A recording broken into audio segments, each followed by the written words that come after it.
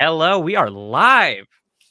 We are live. I am here. We're super zoomed in. Let's zoom on out. Oh, I like it you like being up here? because I'm eating a bagel because it's the crack of dawn. So then people can really see what's going on with that. Yeah, we really That need all the makes me bagel happy. beef.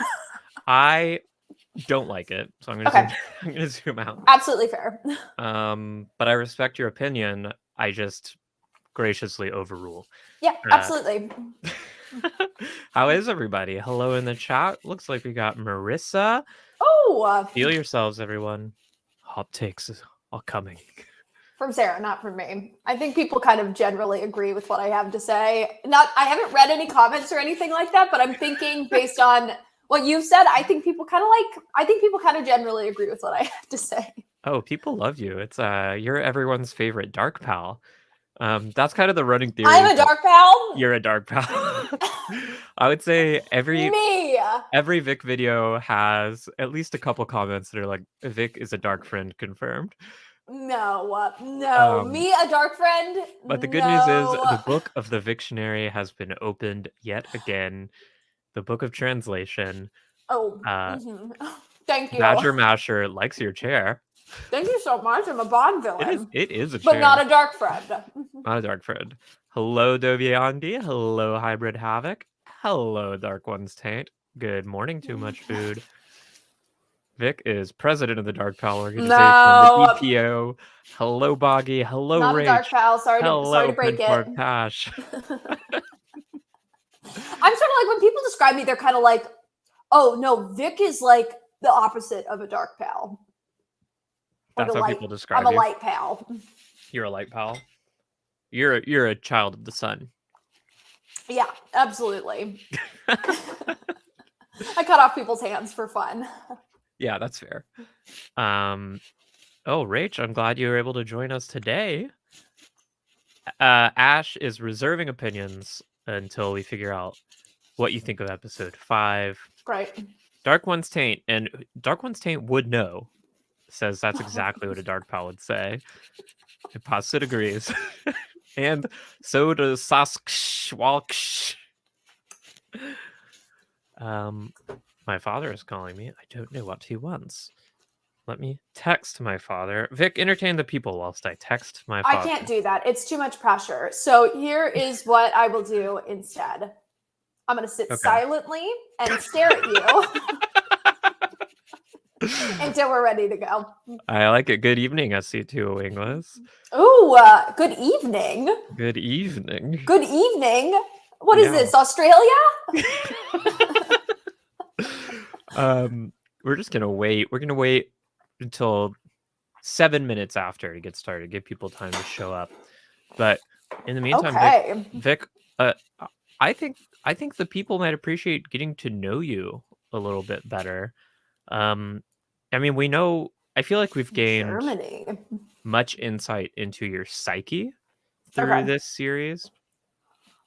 But I think people don't know much about you. So Vic, who are you? Why are your takes so inevitably correct and good? You're a media master. You're hilarious. So what should the people know about who Vic is? I'm 5'9". I think it right out the gate is the most important thing to know. So your profile basics. Yeah. And so I think for me, I see things people don't always see unless you're 5'9" exactly. It's not the tallest, but it's also not the shortest. You know what I mean? Things are. I actually would say things are generally built for people my height. So I sort of see the world as the world is meant to be seen. You benefit from being average height for an American man. Yes, absolutely. So I'm really sneaking in there. I'm really, I'm rooting around, seeing what I can find, and I'm bringing it back. I like it. Marissa wants to know, how is it that you know exactly what's going to happen? Listen, I'm not saying that maybe it's what happened in the books, but it's exactly what's going to happen in the series. And I can't explain it. It's just like, it's a gut feeling.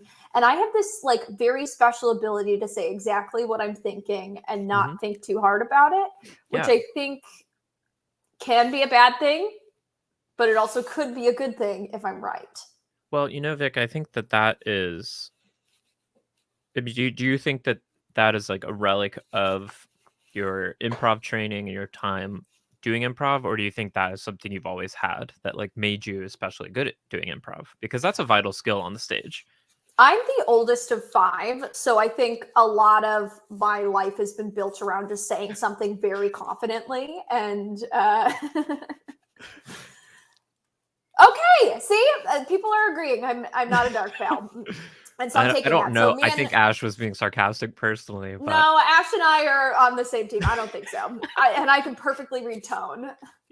Paige, Etherod Page is 5'8", so sadly unable to see anything in the world. I'm as really someone sorry. who is 5'11", also just one. Well, I'm 2 inches away from perfect height, I guess. Yeah. So one of these days. But you're like in TV shows and stuff. I mean, on a rare occasion. Listen, if you're watching this and you want to put me on a TV show, I would love. I would love to do that. Because I know we have lots of studio execs in the chat. Please cast Vic. Studio execs, go ahead and drop those auditions in the chat, and we'll sort of maybe like sort through them. Okay. Yeah, I mean, like on rare occasion, I'll do anything. I'll do anything. Yeah. You'll do anything. Not in a desperate way, but in a, I'd love to continue working would be nice. Which is good. You were in Texas for the holiday, yeah? I was. Yeah. Ah, okay. Was you? Civic holiday. We all got some time off. I was in Florida. Oh, lovely. My favorite place to be. My chair is smaller than it looks. We got some opportunities here. Okay, Mistress Dovey, I would love to hear it. What do you got for me? Wait, before you tell me, I'll do it. Okay, let's hear it. What are you doing? Oh, you've already agreed. Whatever it is. I've agreed. Whatever it is, I'm going to do it. Oh, Pintorp Tash is actually Steven Spielberg. So this is huge for me. That's huge for you, Vic. West Side Story 2. Yeah, now we're on the east side. So the reason we are lucky enough to be graced with Vic's many wonderful takes, I knew Vic from sort of their shadows at the UCB LA improv community. Vic was always like the level above me, so I was always like, oh man, I want to be Vic. Oh my god, Sarah, freaking likewise. You were like my favorite person on my favorite musical improv team. I saw all of your shows, I think. Oh, well, thank you. But yes, so Rafe is watching, of course. I mean, it is canon that Rafe watches this stream and takes everything we say into account when producing. I have been noticing that, even though they filmed this months ago. We mentioned something, and then all of a sudden, the show sort of like slightly changes. So I'm just saying. Just saying. I feel comfortable giving us story credits. All right, Mistress Dovier. That would be inappropriate. You didn't think I would bring this up onto the screen, did you, Mistress Dovier? But I did. Live and you learn. So now it's permanent. And Pentorp Tash is casting you as E.T. in the E.T. prequel. I love that. I love that. Honestly, thank you. I want parts where nobody can tell it's me in the part. That's my only prerequisite. Every actor wants that. Vic, last question before we start the stream. Please. Based on what you've seen so far, if you got to play a role in the Wheel of Time as like a background person, what would you want to be? As a background person? Mm-hmm. Like not a main character, but you're just like someone who's like in a scene. Would you want to be like an Aes Sedai? Do you want to be a Boy of the Sun, a warder? I would want to be a Trolloc. A Trolloc, of course you would. Not a dark pal. Not a dark pal. I get cast in one episode, and then I get cast in one episode, and then I'm doing a lot in the background, and they're like, we're interested to see where this goes. And so then they end up bringing me on, and then I get some sort of like weird storyline where like I'm a Trolloc that then has thoughts and feelings, and maybe goes back to school. I think would be fun. I'm not a dark pal, and I also don't think that there is any definitive proof that Trollocs are bad. Name one thing that states that Trollocs are always bad all the time, no matter what. I agree. Nothing has said beyond doubt that Trollocs are always bad, no matter what. Thank you. I will say everything we've seen of Trollocs has been pretty brutal. Yeah, but they have come from their own area, and they don't. I mean, like, I would also argue too that, like, if you're, they were just told, like, hey, go fight this war. It's for, like, it's life or death. It's like, you have to do this. Literally. Well, I haven't read the books. I also don't even know that that's true, Dark Ones, Tate. I'm saying it's all perspective. Yes. Speaking of perspective, I'm excited to get your perspective on episode 5, Vic. But first, we need an official YouTube introduction. Do you want to do it this time, or do you want me to do it?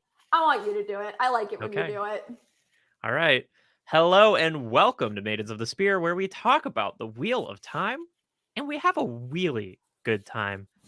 And today I'm having a really good time with my really good dark pal, Vic. No. Hello, Vic. Hello. Hi.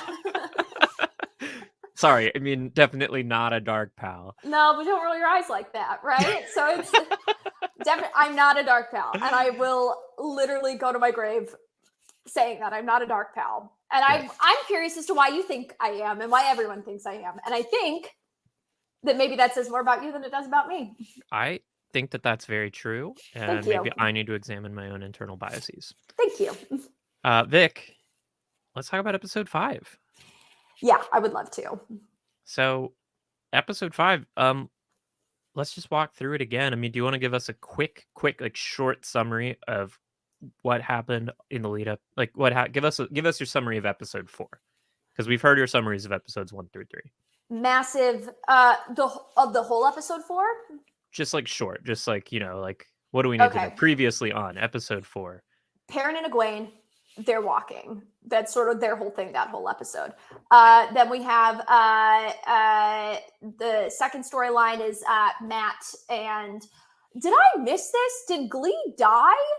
Glee stayed behind to fight the Fade. Okay, so Glee is not dead, because once again, unless we see a confirmed kill, always alive. Because in this episode, they were like, Glee is dead. And I'm like, Glee is not dead. We did not see Glee die. It's like they don't even know the rules of television. It's like they don't even know the rules of television. Glee is not dead. Glee is going to come back. They just did this 2 episodes ago with my angel Nynaeve. So we know it's not true. Yeah. Anyway, so they're in a barn. That faction's in a barn, and Rand and all of them are in a barn. And then we have Rosamund Pike and Regina and all of the other Aes Sedai are at this little camp with Nynaeve, and we find out Nynaeve, she's a witch. She's a very powerful witch. She's a ding-dong witch. And she heals, which is very cool. Like, that's her big thing, is like she has an explosion and heals literally everybody. And not just Lan, which it was weird that she was like, Lan is the one I want to save, which we'll get into later. But then we have that green Aja dies, which was really sad. Rennie. And then the warder is like, and his axes explode everywhere, killing everyone. Then we have that Nynaeve thing that happens. And then, they castrate Lotion, which was, I thought, interesting.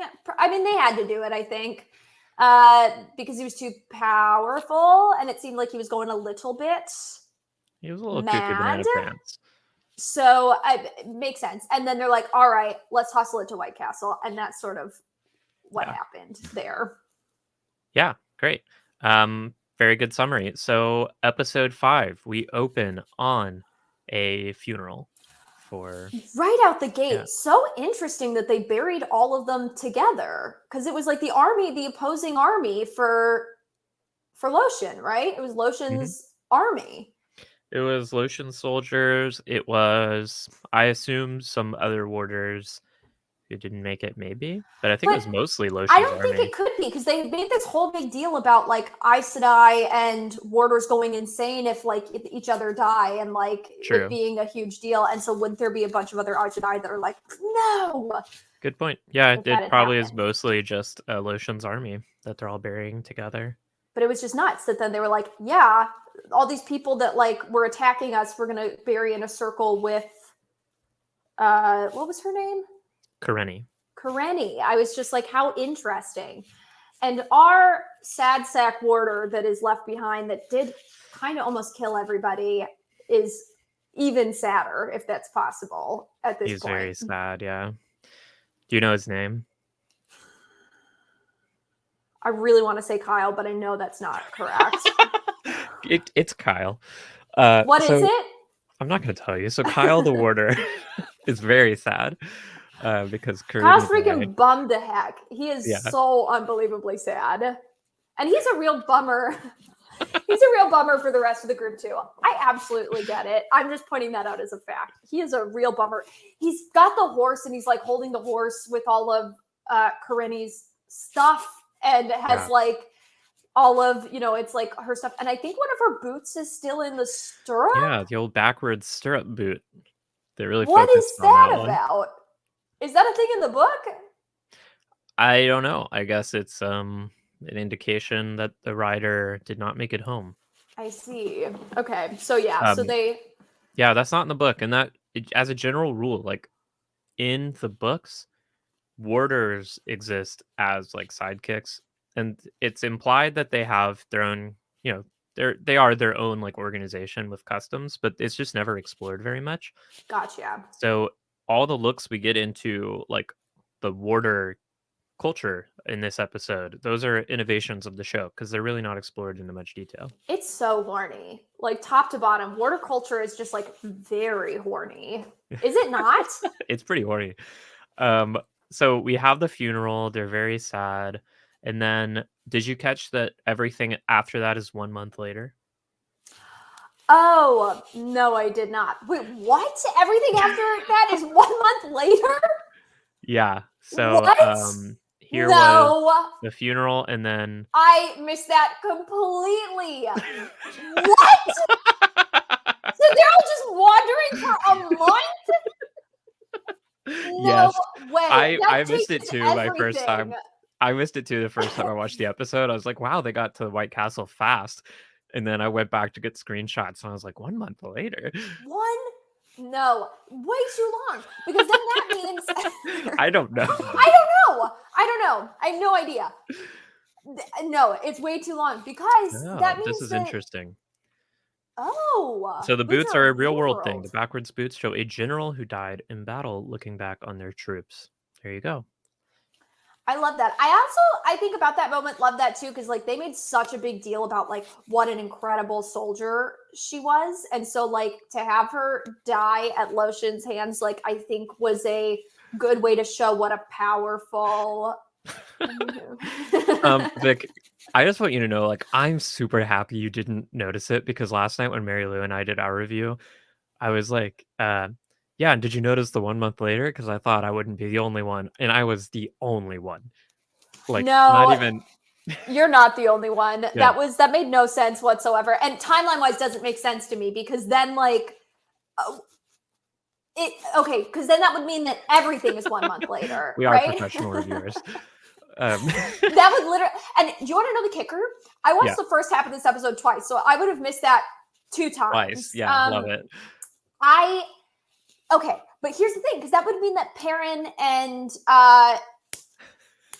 Iguain also were with them for a month, right? Okay, Dovier Andy, just because you're whining about it, you also pointed it out. Thank you very much. Thank you so much. But that would mean that everybody's they were been with there for you a month. traveling people for a month, and that makes no sense because they like aren't different from the last time we left them. You know what I mean? Like their hair looks slightly different hair, but yeah.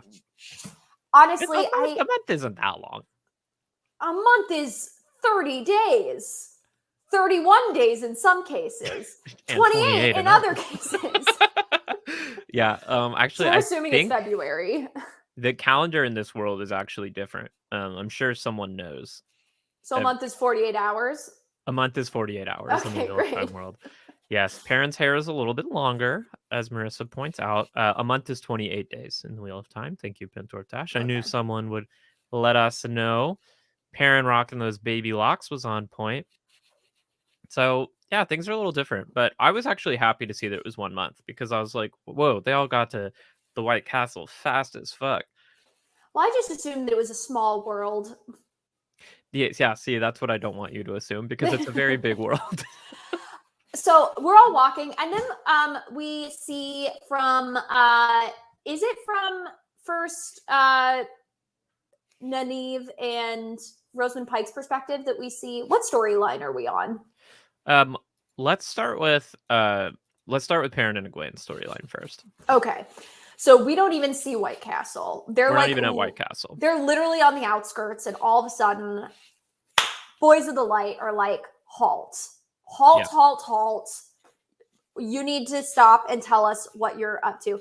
What authority do they have is my question. Are they like some weird like Interpol? No, it is a self-bequested authority. It's kind of like the authority of the KKK or like a gang. It's like they just decide they have authority and they have it until someone tells them they don't. And I understand. And literally led to, I think, the funniest scene I've ever seen in a fantasy. Yeah, this it was very sweet in their thought of it and stuff like that. How they're like, we're gonna stand and we're gonna be nonviolent and stuff like that. But it is just like the Boys of the Light just all of a sudden just like smacking them and them being like, we're gonna keep standing here, and then all of them just getting smacked and continuing to kind of stand up. It was just like, come on, guys, we need a new plan. My only other thought is like, come on, why, Iguain, Perrin, why are we standing there? We know that these guys have spotted us once already. They set up that we're never going to forget your faces. Hop in the wagon. What are we doing? Right? Yeah. Like they're just like standing there, like loitering. Get in the wagon. We'll figure it out later. We can ask somebody what they said. I agree. They did this. Happens. They put everybody in danger. This is their fault. They did. And I love them. I'm their friend. And then they run away. And Vic, when they're running, did you notice these faces here? Yes. Yeah. What are they? It's like just a nod to the books. So because we are in this like far, far future and many apocalypses have passed, there are just a lot of collapsed societies all over the place. Oh, and I see. In the books, like anytime they stop next to a large rock, they're like, huh, this rock looks like a face, or this rock looks like a hand, because like they're all statues. Oh, I see. Yeah. I love that. Just everything is a statue in this just world. Everything is a statue. The tree, statue. The cloud is a statue. It's all a statue. Yes. So they run. The traveling people do their little non-violent direct action link arms, and the white cloaks go full on cop riot. Yeah. Oh, brutal. Absolutely brutal. And I like the idea of it, but I also just think the execution of watching it was like, we need a little bit of a better plan than this, because then literally exactly what I thought was going to happen. They're on freaking horses. They like just ride around. You know what I mean? Like what was the plan? What was the plan here? And also too, they ran as they're getting beat up. And my thought would be like, I don't know. We know they're going to get caught. Just be like, yes, it's us. And be like, we'll talk to you. And then like go with your head held high, knowing that there are leads. We're going to figure out how to get out of it. Yes. Yeah, I love ASAB. that. This is an ASAB channel. Freaking hate those Boys of the Sun. Yes. Can we use the word bastards on YouTube? Sure. I've used whatever you want. Why not? I don't think our chat is moderated for swear words. Say whatever the fuck you want, Marissa. Ooh. Oh, I love that. That was fun. Yeah. So they get captured. They are brought into a camp, and Iguain gets scrubbed down. How'd you feel watching that? I hated that. Like all of that were, and they're like, oh, and he's like, good, you're dressed. Nice to see you clothed. And it's like, what is going on, you little freaks, little freak pervs? Like, I hate this. They're little freak pervs. That's a good description of the Sun Boys. Okay, I did this poll in our YouTube chat last night, and we got like a 50-50 split. Did you like watching Eamon Valda, Child Valda, eat while talking to Iguain? Well, that's sort of his thing, right? He's just kind of an eaty boy. Yeah, and I think honestly, It would have been fine if he would have used the pig as a parallel for something in what he was saying, like he did the first time. But to me, it was a missed opportunity to not be like, you see, you like this pig stuffed with apples, whatever it ends up being. Right. But like, I don't know. I would have liked something there. Another dumb villain speech. Yes, because otherwise, then why? I guess is my question. Yeah, I don't know. It grosses me out. I don't like watching people eat, but so my bagel earlier was sort of my villain origin story. No, I don't mind watching you. It's just I don't know. It's something about you and Valda. Thank you. So CB says that they felt violated and they didn't do it to Perrin. They didn't do it to Perrin. This is a misogyny thing, and I didn't like it. And Which I know is so weird coming from them. Iguain did call him a pig later. Yes. I think that was more of an ASAB moment for me. I was like, fuck yeah, pig. I did forget about that. And I don't remember that now as we are talking about it, but I believe you. Yes. So they do this. Even Valda is like, first of all, call me Child Valda. Which is so weird. All the authority is in the light. And then he tells Iguain, you can channel. I know you can channel. So do it. Or I'm gonna cut your friend. And then he cuts Perrin. And how'd you feel watching that scene? I was really curious honestly, I was just wondering what he was doing because it looked like maybe he was trying to cut the skin off of his spine was what I was thinking at first. And then like pulling it down like a little flap. God. Sorry, I'm so sorry. No, it's just I can't handle the skin talk. I brought it up. It's my own fault. I hated watching it too. Then in that case, I will just say I didn't like it, and but I didn't like it because I was confused on what exactly was the thought process was behind it. Yeah, it was weird. Did you notice this? Yes, his eyes look just like the wolves from earlier, which is making me think Perrin is a daddy wolf. Perrin's a daddy wolf? Alpha. He's an alpha baby? Yes. He's an alpha? He's an alpha. I think Perrin's more of a sigma, personally. No. All I know is Eamon Valda is a beta, for sure. Absolutely, 1000%. He's a daddy wolf. He's a daddy wolf, I think. And it is, I just like the whole thing because it was like, I don't totally understand it yet, but I'm going to. People like daddy wolf confirmed. I don't know what else is going on with him. You know what I mean? Like it is like. What do you think daddy wolf means? Like what does that mean to you? It feels like he's got a little wolf pack. You know what I mean? Like they helped earlier. Clearly, they were like, "You guys are lost. You guys are going the wrong way. We're going to charge you towards the singers, the family band." Mm-hmm. You know what I mean? Like, and so they did that, and then they got there, and then all of a sudden, like at our deepest moment when we're in trouble again, like, and he also like spit fire, right? Perrin? Had fire, yeah. When did that happen? Wasn't that like at the end where Iguain does the little like she has the little firecracker? Yeah, and then Perrin like shoots a fire thing. You mean this scene? Yes. Yeah. It's interesting that that's how you saw the scene. Or was it Iguain giving him something? This was Iguain burning his ropes free. Oh, I understand. I thought that was him, and I was like, that's weird, though, because it feels like only Aes Sedai have that little, like, wispy white thing, and it really did come back in a big way, them being like, you need to relax, let go, so you can cast, be one with the river. Yes, Lord Daddy Firewolf is his new job. Yeah, I'm willing to tell you that was Iguain because I don't think the show was, like, trying to hide that personally. Gotcha. Yeah, so she threw a little fireball at Eamon Valda as a distraction while she was releasing Perrin. Right. And so my question is, if she has that much control, why didn't we do something bigger and better earlier, would be my question. Good question.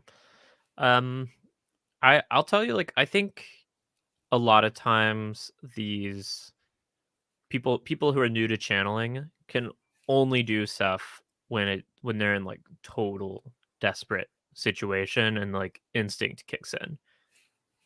Gotcha. Okay. But it just feels weird that like if she's totally desperate that she still had like, because if you're in fight or flight mode and something like that, like with Nynaeve, perfect sense. Where all of a sudden, she's like, explosion, heals everybody. There's like no control over it. But then with Iguain, it feels a little bit weirder that all of a sudden it's like we're focusing, like we're in this panic mode, but at the same time we have the wherewithal to be like, I'm going to distract with a little fireball in order to, which means maybe she's got some secrets. She might have some secrets. Powerful than she's letting on. Yeah, I mean, she'd been doing a little bit of practice, I think, with Moraine on the road that we didn't really see much of, but I think she is a little bit more trained than Nynaeve was in her moment. But she did straight up lie, and how did she do that? Do you want me to tell you? Yeah.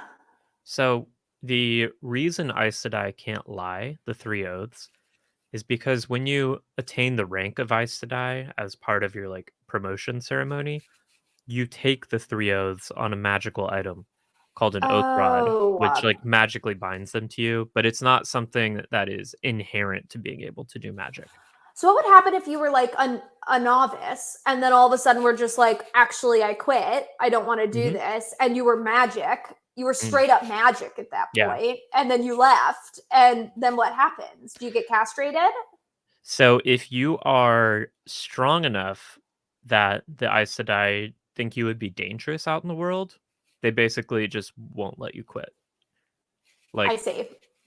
But if you are weak enough that they're like, okay, like you can heat up your tea or something, but otherwise you're not going to be doing much, they'll just let you go and say, if we ever catch you channeling, you'll be in trouble.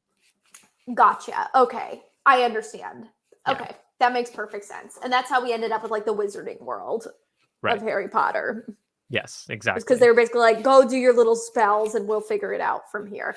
And that's where we get Harry Potter sort of spoilers in this That is how Harry Potter fits into the Wheel of Time universe, yes. Yeah, absolutely. Okay, perfect. Yeah. You figured it out. This is the grand theory we've all been waiting for. This is the seed of all fantasy. Yes. Yeah, so not true, Sarah, it's alluded to with I'm just giving Vic the general rules here. Okay. Yeah. So Harry Potter is a turning of the wheel? No. At this point, unfortunately, Harry Potter is a creation of the Dark One, sadly. That is very true. Okay, so they escape. She burns Perrin's rope, and then Perrin is like... And then even Valda is like, Perrin goes full on Teen Wolf. Night are you? And I'm sorry, 2 people who I love. I would literally take a bullet for. I love these 2. Dumbest dum-dums I've ever seen in my life. They stab his shoulder and are like, bye. Yeah. What's going on? Like, honestly, it really does feel like such a missed opportunity. I know that it's You think they should have killed him? Yes. Because he's not only presenting a danger to them, but is obviously presenting a very real danger to other people. She has the wherewithal to like steal the rings back, but not to like finish the job. You're then just leaving him open to do this to other people. Yeah, I don't blame them for this. Like, I think you're right at a rational strategy level. I've never killed someone. I don't know about you, but I think Iguain has never killed someone, and I don't know. I think it's hard. I think that's hard to do. I never killed somebody, but if I was in a fantasy world like that, and it was like a moment where it's like, I feel like it's a Rosamund Pike thing all over again, where it's like, do you have the strength to do what's necessary, even if it's like taking a toll on you, sort of a thing, like with that fairy guy. Yeah. Yeah, as Articus Woodvar points out, Perrin and Iguain aren't cold-blooded killers. Sure, but I would argue like cold-blooded killing would be like the killing of that family in the barn. Right. I don't think this is actually a cold-blooded killing if it's like a Dexter sort of scenario. Again, this is a Dexter seed plant. Yeah. Then later on people sort of thought about that. Dark Pal Vic newspaper headline. I never killed anyone. Right, Vic. I Not think a Dark Pal. It's interesting that you call this out because this is somewhere where the show diverges from the books. In So in the books, I'm happy to tell you this because I don't think the show is going this direction. I think they've decided not to. In the books, Perrin doesn't have a wife that he kills, but in the scene, it happens a little differently in the books. But in the scene when the White Cloaks capture Perrin and Iguain, he ends up killing 2 White Cloaks while they're being captured, and that is his like murder that he's dealing with. But it's a different situation because he is like, well, Oh, it was justifiable in the moment, like it had to happen, but also I can't believe I fucking did that. Um, sure. but they've Sure. decided to give him a little bit more of an emotionally impactful death and an accidental death rather than in the books where it was very much like in the heat of battle. Like in the books, he killed those guys. Like it wasn't an accidental axe chopping. Right. But Okay. they're not I doing that understand. in the show, which is interesting. Yeah, that is interesting. Yeah, it seems, and again, it just leads me to be like, what?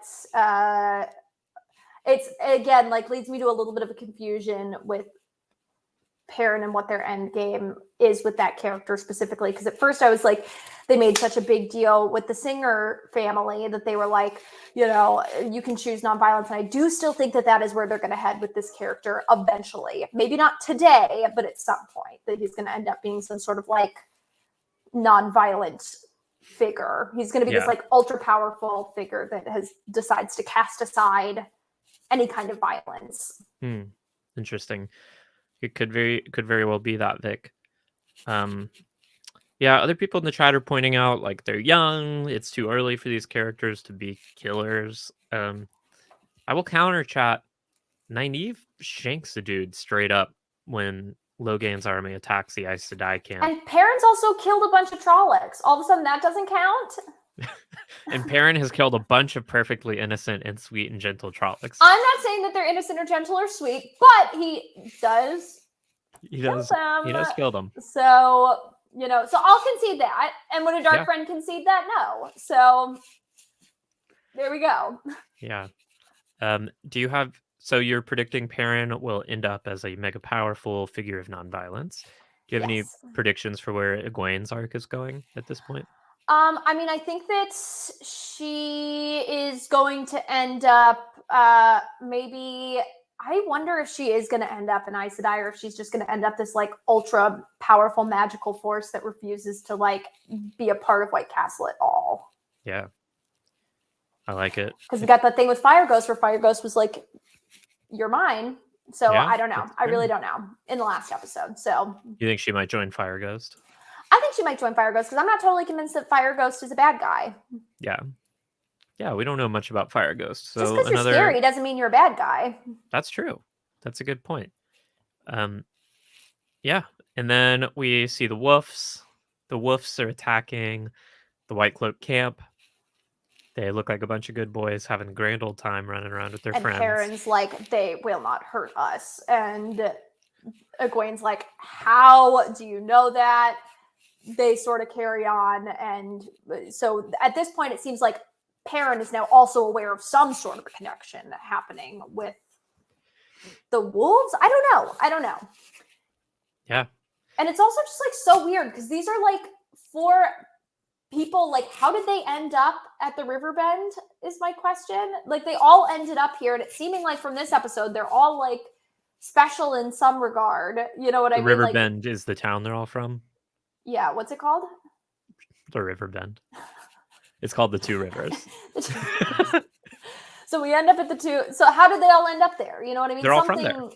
But they're not all from there. We sort of find out is like there's something else going on. Yeah. Well, it's an interesting question and something the show I'm sure will explore, Vic. I hope so. Let's talk about the Aes Sedai plotline now. I would love to. I would straight up love to. On our boy Lotion, not who's looking so great. Freaking sad. Like, look at this, and he looks so upset. The whole like come on, like put a smile on, pal. Like something, just like I don't know. He's like, you want to let me have the power? Give me a little bit of power, just a little bit. He's very sad. Please.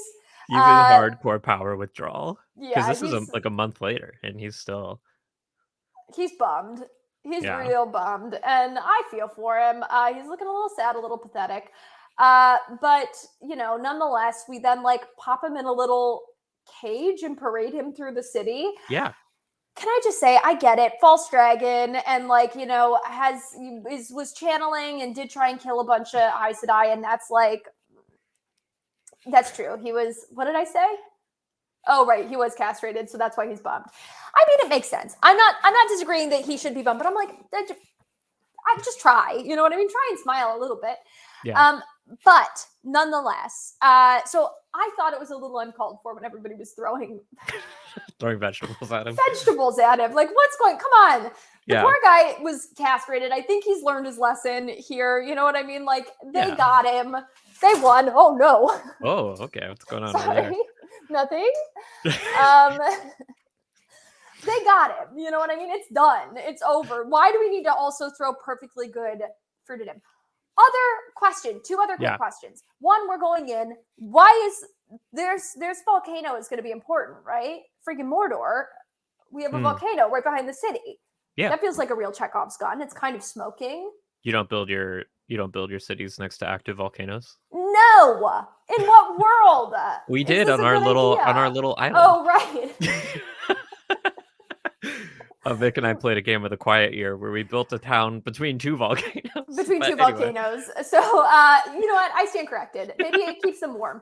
Because that's my other big question is, what is the climate in this city? Because there are camels and parrots, but they're in an evergreen forest before they get in, and none of the plants would be native to a tropical climate that are in this city. So I'm like, where are we right now? I think the implication with the camel was the camel is not book canon. I will say. I see. I think also, the camel. Creature-wise, why do we have camels and parrots, but then also Trollocs are a thing in this world? And what animals are sentient and talking and which aren't? But wolves are connected to Perrin and sort of people, but yes, as Josh Gates points out, the persimmons are in season. Yes. Which also too, is that a way? What is that how they would pronounce persimmons in the UK? Oh, what do they say? They say persimmons. The persimmons are in season. I've never heard that in my life, and it did. I've never heard persimmons either. I also don't think I've ever tried a persimmon, so I can't really. They taste somewhere between an apple and a pumpkin. Nick, do you remember the name of the city? The city? Yeah. That we're in right now? Yeah. Yeah. What's the name of the city? Big city.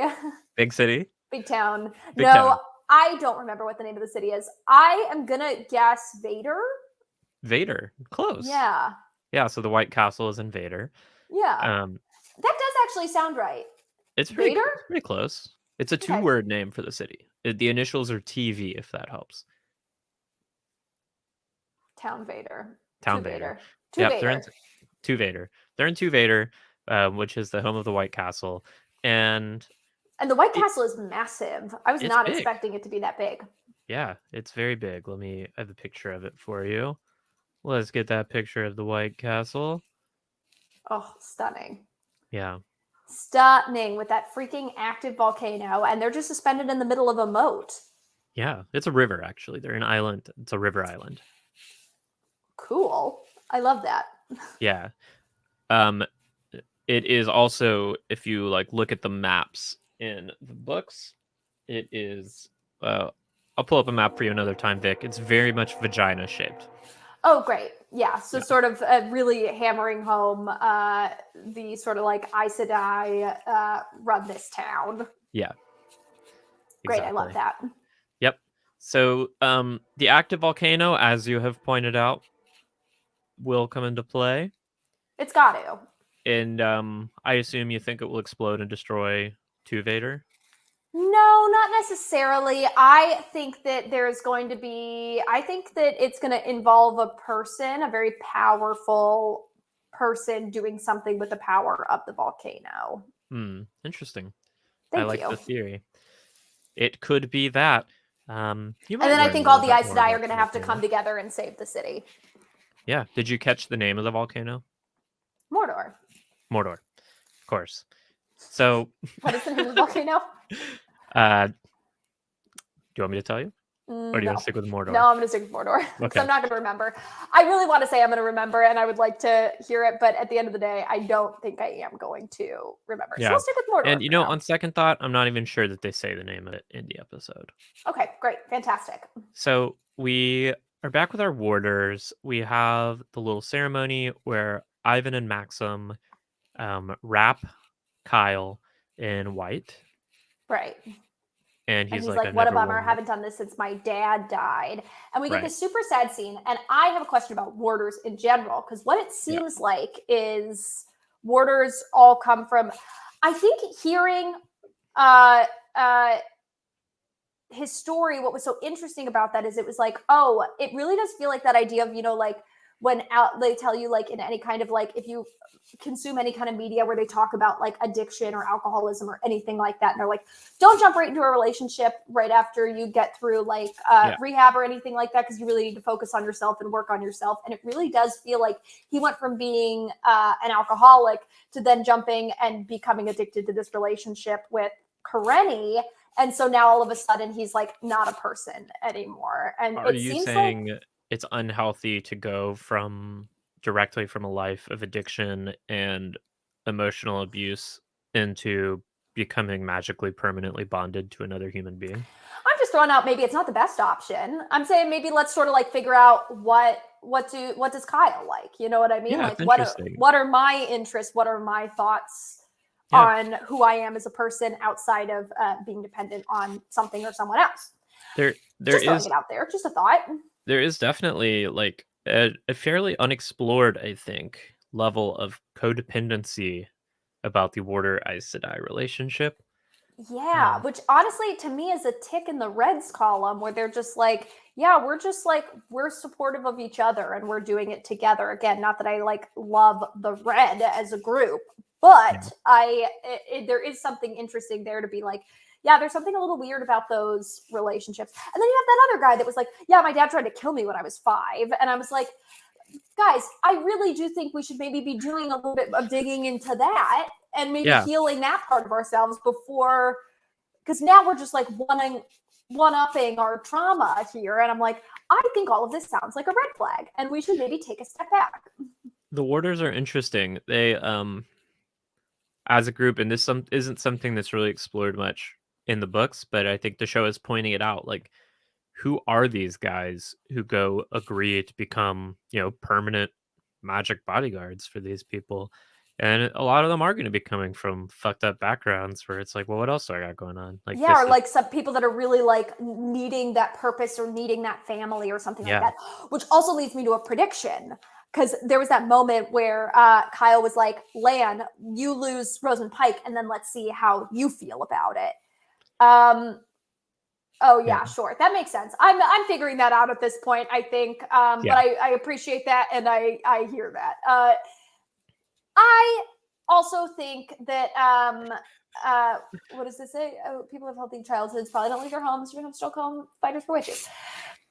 I'm going to disagree there. I would also say there's a lot of people that maybe are just like bored, or, like a firefighter. Like, who becomes a firefighter? You know what I mean? Like, maybe it's something similar, bad hours, but have some sort of a right for some sort of a higher cause or justice or wanting to serve a community. What was I saying? I lost my train of thought. You were talking about Warders. You were talking about... So prediction. I think that Lan is going to lose Rosamund Pike in some way. What makes you think that? Because there was that whole thing where they were like, you lose Rosamund Pike and then you tell us how easy it is to jump to the next person. And I think because Lan had so much like chemistry with so many different people, but it seems like they're maybe kind of setting up Nynaeve and Lan to be a thing. And so I wonder if there's going to be a moment where like they choose to detach from each other. That could happen. That's a prediction I'm making, is that they're going to lose each other in some way, shape, or form. I'm not necessarily saying that Rosamund Pike is going to perish. Right. But I do think something like that is going to happen. So to what extent do you feel like you understand the nature of the Warder bond? I would say I'd understand, like, if I'm getting a grade and I'm being tested on the intricacies of the water bond, I would at this point maybe get a C minus. Well, what do you think it is? It's a magical bond where it seems like there's a lot of training that's involved, and then the Aes Sedai pick which warder they would like, and then they are magically bonded together. Mm-hmm. Yeah, and essentially what it lets them do is it lets them feel each other's feelings. They can't like read each other's thoughts, but they can feel each other's emotions. Right. So I don't know. So could an Aes Sedai choose then to like let a warder go? Is that possible? Well, Moraine asks Alana that later when Alana's eating an apple in her bed. They're having a little slumber party. Oh, right. Also just like sizzling with chemistry. I like this whole episode, I was just like, this show is just horny, is honestly what it is. And so I am now assuming that nobody is sexually attracted to anybody unless it is explicitly stated, because I can't be wrong about this anymore. I literally can't. It's breaking my heart. Everyone, all the actors are so hot. They're all so hot, and they all have so much chemistry with one another that I'm just like, I at this point am refusing to believe that anybody is dating anybody or has any kind of feelings towards each other unless it is like laid out. And even then I'm gonna like be like, I need a little more proof. Matthew, you're right. It was a persimmon. A persimmon. A persimmon. Persimmon. Persimmon. I love that. Okay, so Kyle comes and drops the ring into this lovely little fire thing, and he is bummed. He's more bummed than Lotion. Very sad. This little ring of molten metal, which I like. This is not in the books, but it's a cool little tradition. Really cool. And then I hope they make rings from that too. That would be very cool to me. Mary Lou said the same thing last night. So we get some looks at Moraine's room. How do you feel about the architecture of the White Castle? I'm curious where they are getting this budget from to make all these rooms and to keep these rooms empty for years. Like, because that's basically what they were saying. Is I'm just like, what is her position that she is like able to keep this like stunningly beautiful? She's an Aes Sedai. But so she just gets this room indefinitely at this point. Wouldn't she be like, hey, let somebody take my room and I'll take a guest room for a little bit? Yeah, so the White Castle is like thousands of years old. It was built thousands of years ago. Sure. And it has way more rooms than there are Aes Sedai because the numbers of the Aes Sedai are dwindling. Gotcha. Okay, so they're not like really hurting for this. My question is it really the wisest thing in the world to keep all of your magical people in the same place at the same time? It's a good question, Vic. We'll see if that comes back to bite them. I think it's got to, right? This feels like a ticking, literally right next to a volcano. They're just like, we're going to keep all of the world's magic in the same little White Castle next to a literal steaming volcano. And we're going to just like, it's going to be fine. It feels like a massive oversight from someone. Yeah, I totally agree. Like, this castle is insanely massive. Yeah, I 1000% agree. Text the witches. Then did we skip over when Nynaeve? We have Nynaeve in the room. When she talks to Moraine or when she talks to Regina? When she talks to Moraine. Rosamund Pike. Moraine. Yeah. So, Rosamund Pike. Yeah. So she talks to Rosamund Pike. What were your thoughts on that scene? I was just like, okay, I think that maybe Rosamund Pike is either dumb or playing dumb, because she was literally like, I have spies everywhere. As soon as any of your friends enter the vicinity of the White Castle, I shall come and find you. And then literally we find out that two of them have like been there for like a month, and she just like hasn't known, or maybe she does know and she's not. So they haven't been there for the month. The 1 month later happens right after the funeral scene, and so I see. So they just arrived a few days ago, but either way, wouldn't they all arrived kind of at the same time? Matt Rand and the Aes Sedai party arrive at the same time. But it's making me a little bit worried about Rosamund Pike's little spies, because she did not know that they were there. She didn't know. Didn't know. Nope. And it's interesting. But so Nynaeve talks to Moraine, and Nynaeve is like, well, if I'm as powerful as you say I am, maybe you need to be scared of me. Yeah, which also like this whole episode where Nynaeve is like trying to sort of like figuring out what Aja Nynaeve is going to go into. Yeah.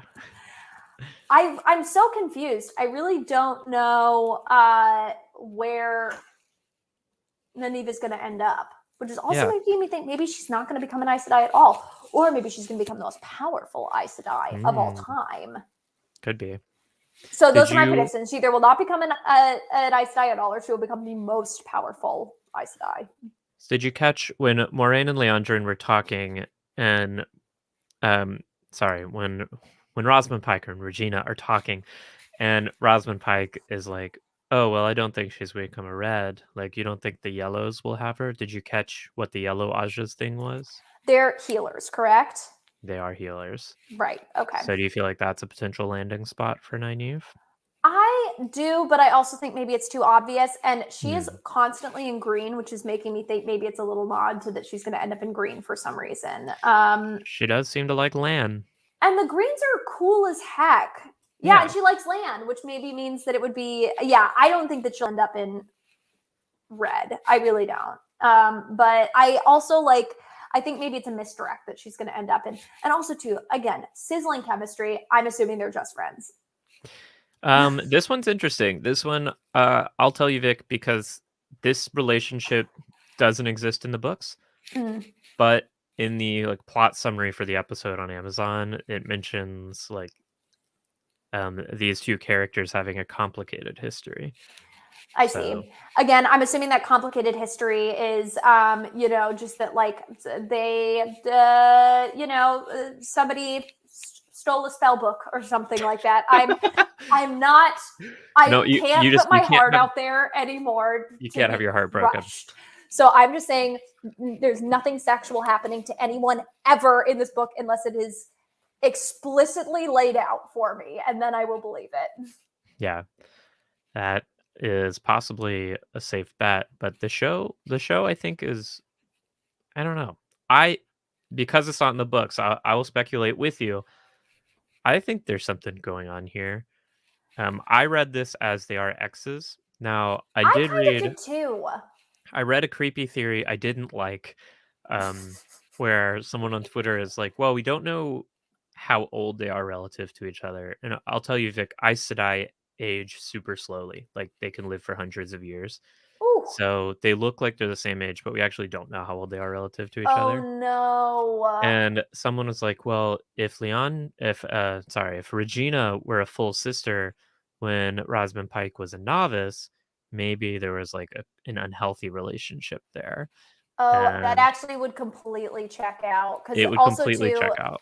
It's like because Regina's the one being the aggressor in this, not aggressor, but you know what I mean, who's being more forward in this situation, and it is you can see Rosamund Pike being yes, no, yes, no, yes, no, putting those puzzle pieces together in her head, and my gut reaction was just it's it is a little complicated, but maybe it's even more complicated than we ever could have known.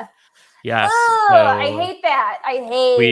That is just a theory I saw on Twitter that I thought was worth mentioning because it totally grossed me out. But is viable, I think, based on what we've seen. But it would be very yucky. I'm with you, Boggy. Very yucky. And I totally agree. I hope that's not it. But I prefer them simply as exes. And Regina is just needs to get over her.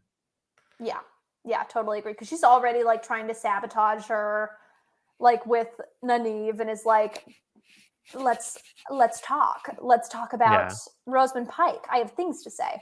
Yeah, totally. I love watching her try so hard to be nice with Nynaeve, and clearly it's so hard for her.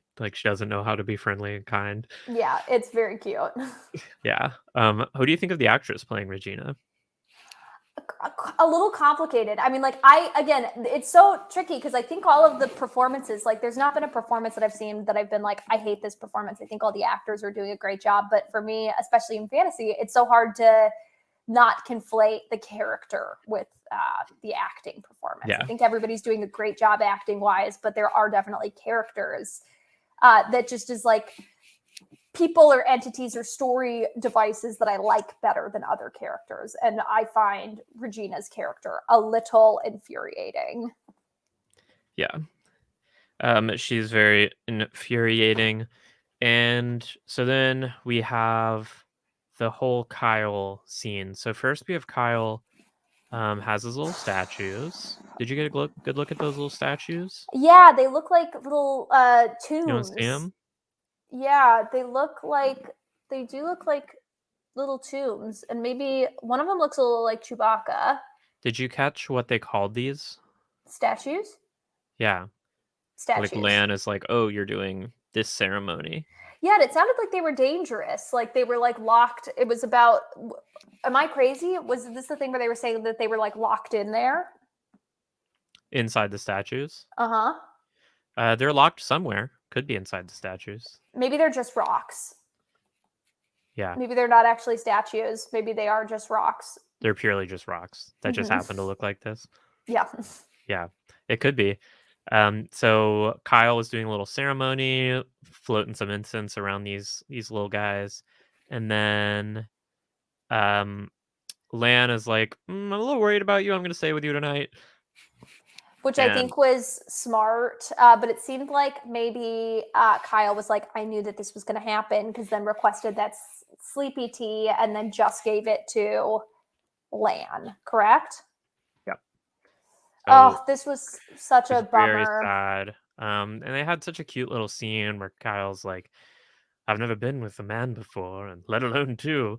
And I really thought the direction was going, Lan was going to be like, do you want to be? Do you want to? I also 1000% thought that that's where they were going with it, which again is why I'm like, the show is just horny, and you got to keep that in mind. And so nobody is actually in a relationship, nobody's dating, nobody likes each other. In this world, it's just platonic unless explicitly stated. Yeah. And and then I thought it was for sure going to cut to like Rosamund Pike in her room being like, oh, what is this? Yeah. And I will tell you this, Vic. I'll give you a little bit of insight into what these things are. Okay. Just because people in the chat are talking about it, and I want to talk to them about it. So these little guys are bad guys. Yeah, that's what I thought. They were like locked. They were locked. They're little bad guys. And they are locked away. And this is just a little ritual where Lan is like, oh, you're doing the ceremony to like keep these things away from you. So like these are little bad spirit things that he's like warding away from him, like getting rid of bad luck. I understand. And just because I know some people have been confused about like, well, why would they have statues of these bad guys? Yeah. That's why. He's not praying to them. He is making like appeasement offerings to keep them away from him, to, dismiss the bad juju. I understand. Basically. And once again, this maybe also feels like something where let's do a little bit of, let's go to therapy. Let's maybe, see something that we can do to like heal ourselves a little bit. I'm worried about him. And I think that this is just, absolutely heartbreaking. This whole storyline was so sad. In the moment, I was confused. I was like, this is an interesting little ceremony. And I kind of thought it was just an Easter egg for book readers who were like, I know what those little spirit things are. But then once Kyle ends up killing himself, I was like, oh, that makes that ceremony so sad. Like that. Well, and you also get this weird little Easter egg where he's like hunched over and you think maybe he's okay, and you get to him and then it's like, oh no, he's not okay. Yeah, Lan is running through the hallways and he sees him hunched, and at first I was like, oh, he's like crying in front of the room and like he couldn't do it, and I was like, no, he did it. Oh, so absolutely heartbreaking. Seppuku position. Really sad. Yeah, it was really sad, but it goes to show like the power that the water bond has over these guys. Yeah, and you started this whole episode with him burying Karenni, and then it ends with everyone burying him. And it's funny because it started with like him in the middle of a circle, and then it ends with him in the middle of the circle of people. It was very all in white again, which I thought was very cool. Yeah, it was really, really sad. And that's a great point. I hadn't noticed that parallelism there. I like it. Good eyes, Vic. Thank you so much. I'm full of good ideas. once again, so unbelievably horny when Lan is like pulling his shirt open. Is that a part of the book? So this is like a new little ritual. This is part of that just border culture that's being explored further. Sure. Um, so no, it's not explored in the book. As far as I understood the ceremony, he's kind of being appointed as like the grief bearer for the group. So he is just feeling it, like I don't think it's meant to be horny, but I think when Danielle Henney, this actor, is involved, it simply can't not be horny, Yeah. even when he's burying his very, very sad friend. Yeah, he's literally like bearing himself to this room, and it's just like, oh, yes, yeah. okay, great. Yeah. Do And it. yeah, it is. This is a grief scream. The little Wolf of Wall Street fist Yeah, palm. I was wondering about that because it is unfortunately, it's hard not to see that and not think of Matthew McConaughey. It's So hard not to at this point, yeah, but I like the scene. It was powerful. I like the Tibetan throat chanting. Like, one thing I really like that the series is doing is exploring so many non-European like cultural traditions and facets, because I feel like Western fantasy, like, not to bash Lord of the Rings or your Games of Thrones is, and Game of Thrones explores it a little bit in Essos, but I'm tired of like the fantasy Europe shit.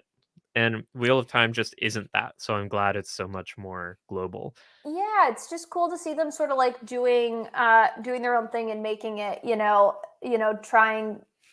Do you All not right. think there's a This sounds war? like some freaking, what is this, Star Wars Firefly shit. Get out of here Mm. with your this is a fantasy channel. Um we don't talk about Star Klingons and Worf and Star Wars and Han Solo piloting the Enterprise here. Um We would never talk about Harry Potter or Lord of the Rings. no, those are fantasy. Those are Oh safe yeah, here. those are safe. We Yeah. love those. Yeah. I mean, Harry Potter, we love Lord of the Rings. We love Lord of the Rings. Harry Potter's complicated right Harry Potter now. is unbelievably complicated right now. Yeah, I don't care about, Star Trek and Malcolm and Cylons and Captain Picard fighting Daleks or whatever. Um Clone High. Now Clone High, that's some good Okay, stuff. that we like. uh yes. Alan Bird says they saw a great review from someone who follows Buddhism and had a great take on the themes of the series. That's interesting. I would Ooh, I'd love to love to read that. see that. Yes, Wheel Time is totally fantasy. There's a lot of sci-fi to it. That's for Sarah, true. you're getting roasted. I'm You're getting getting roasted in the chat, I roasted. know. Well, that's what I get for trolling sci-fi fans. Yeah, It's and naming more sci-fi than I think I've ever heard of in my life. yeah. Let's move on. So this is kind of the last scene in the whole episode, and we get Nynaeve and Moraine being very sad for Lan. And then let's Oh, talk about here our we random match. freaking go. I had a revelation about what's Okay. going on with Matt, but we Okay. can get that when we get there. We have this weird little scene where finally he's like, "Oh, White Castle, we made it!" And so Random Matt finally made it to White Castle. They're thrilled. They're so excited. They think all of their friends Random are going to Matt be go to White there. Castle, right? They made it. They're here. They're so unbelievably excited. Listen, I had turned a little bit of a corner with Rand last episode, and then I proceeded to just be like so mad at him this entire episode. You don't like him this episode? He was so mean to my new favorite character. Like top to bottom was such a jerk. I don't hate Rand. I think that that's too strong because I did really enjoy him last episode. I thought there was a lot to like about him last episode. This episode, I was a little frustrated with him from top to bottom because we met my new favorite character and he was so mean. Yeah. And I have a feeling I know who your new favorite character is. But first, we're in the town. We're into Vader. This guy over here is getting a haircut. Now, Vic, I thought that there was going to be something going on with the guy with the haircut because it felt like we were sort of like we saw him listening, and yeah, we kept panning back to him, and I'm like, am I missing something with this haircut? I was 1000% positive that there was like something going on there that I was missing, but it really does remind me because I love doing escape rooms, and when I first started doing escape rooms, before I really realized mechanisms of puzzles, I would get so caught up in like room decor and being like, it doesn't fit. This painting doesn't fit with this. It has to be something, and I would just like spend way too much time on little things like that. And then at the end of the game, I'd be like, what was the elephant poster? And then just be like, yeah, nothing. Do you notice anything in this shot? Yes. What do you notice? Five? No, hold on. There's 3, 2. Okay, hold on. They're all dressed very colorfully. Good point. Let's move on, Vic. Is this your new favorite character? L'Oreal! Here we go. Look at him. What's his name? L'Oreal. L'Oreal. I looked this one up too before we started. It's L'Oreal, isn't it? It's L'Oreal. Yeah.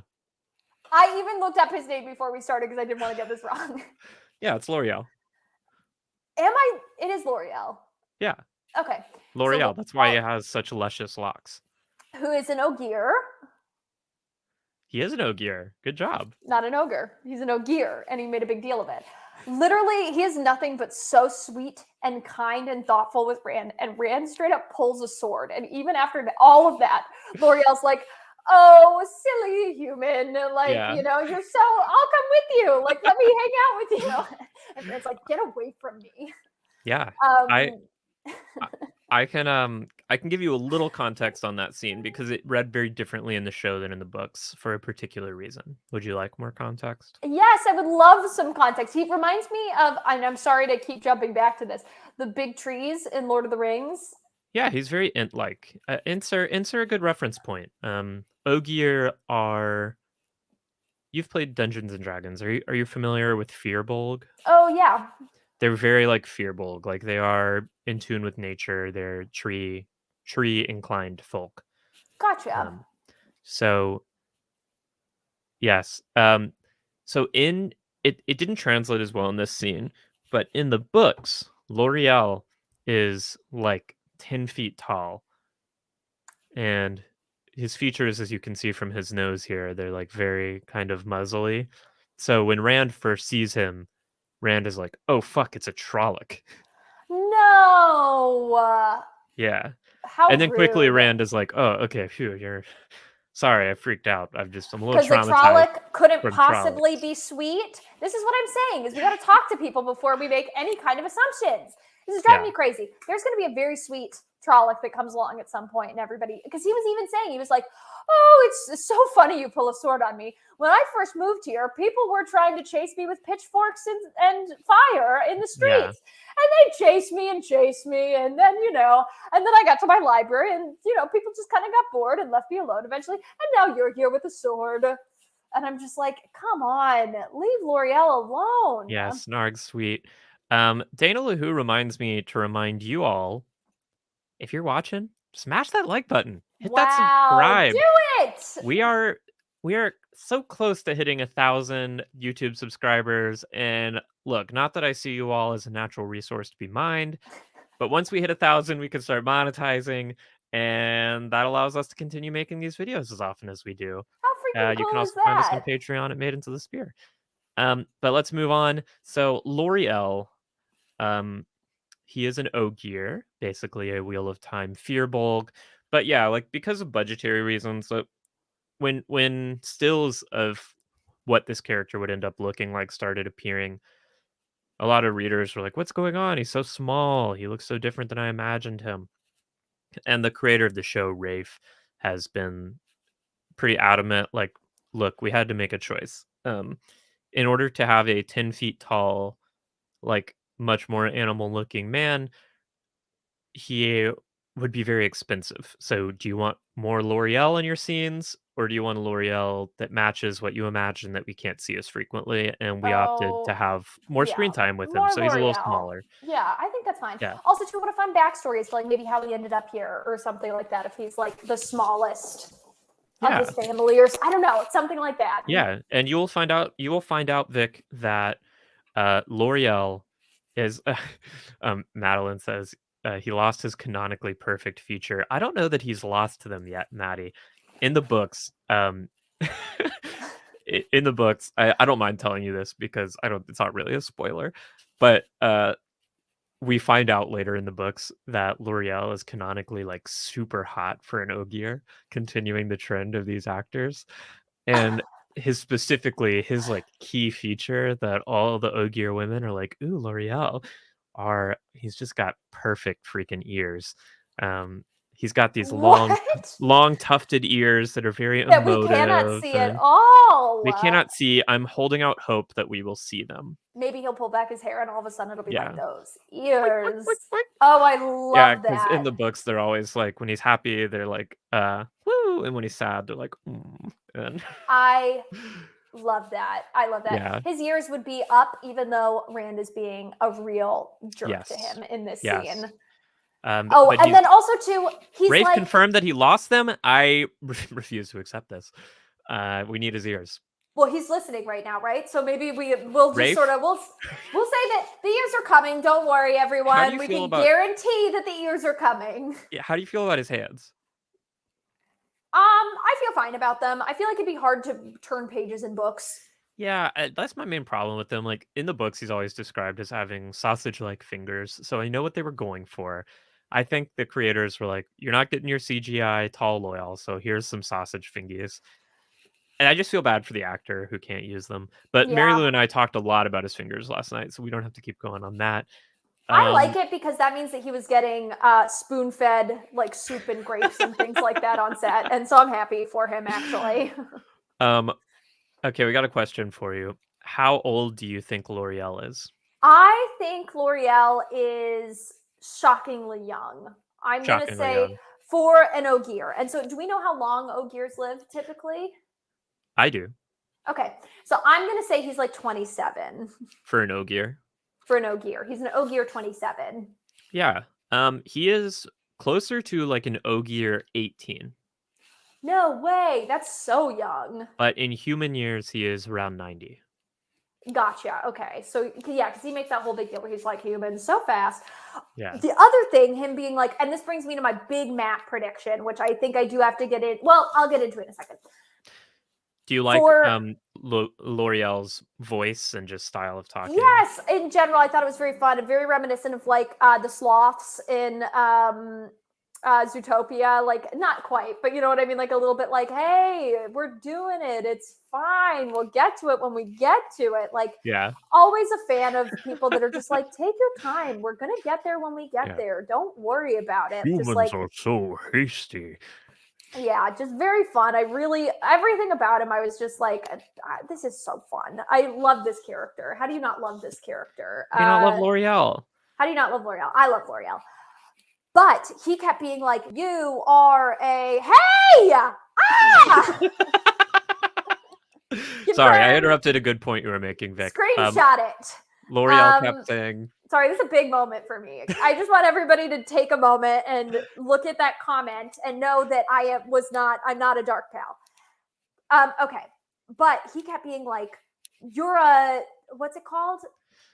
He keeps calling Rand an Aielman. An Aielman, and if I'm not crazy, those are the fighter guys, which also makes sense back to the first episode where they both, for whatever reason, seem to know what Trollocs were and things like that. Like the dad and Rand seem to both know like about stuff like that. And I'm like, how would they know that if nobody else in the Riverbend seems to know what this is? You know what I mean? Yeah. So I was like, okay, interesting. So it was very interesting. And they also really hammered it home, which is making me think it's true. And also L'Oreal said it. And anything L'Oreal says, I think is very true. Yeah, that is actually 1000% true. Yeah, this is exactly, and this is all the proof that I need that Trollocs actually maybe do have a good side to them is L'Oreal. What do you think of Rand though, insisting that he's not Nael? He's from the Two Rivers. How does he know? he's 20. You know what I mean? Like, how does he know that like his grandparents weren't, or that he like wasn't brought somewhere when he was young, or like that, doesn't he think that it's weird that he's like a trained fighter and like his dad knows about all of these like different places and these, and stuff that nobody else in Riverbend seems to know about? Yeah. Interesting. We might get answers to those theories. We'll see how they pan out, Vic. Yeah. Okay, I I can't will wait. say L'Oreal, though, seems convinced that Rand is an Aielman. Yeah, though also too, like L'Oreal's hair is also kind of red, so maybe L'Oreal has some attachment to them. Yeah, could be. And here's just our very pretty boy. Just had to look at him one more time. Beautiful boy, Rand. Rand. And then we get to see Lotion from Matt and Rand's POV. Yeah, and then we get that whole thing scene. Matt's going a little bit bananas, and I think I know why. You think that was in Matt's head?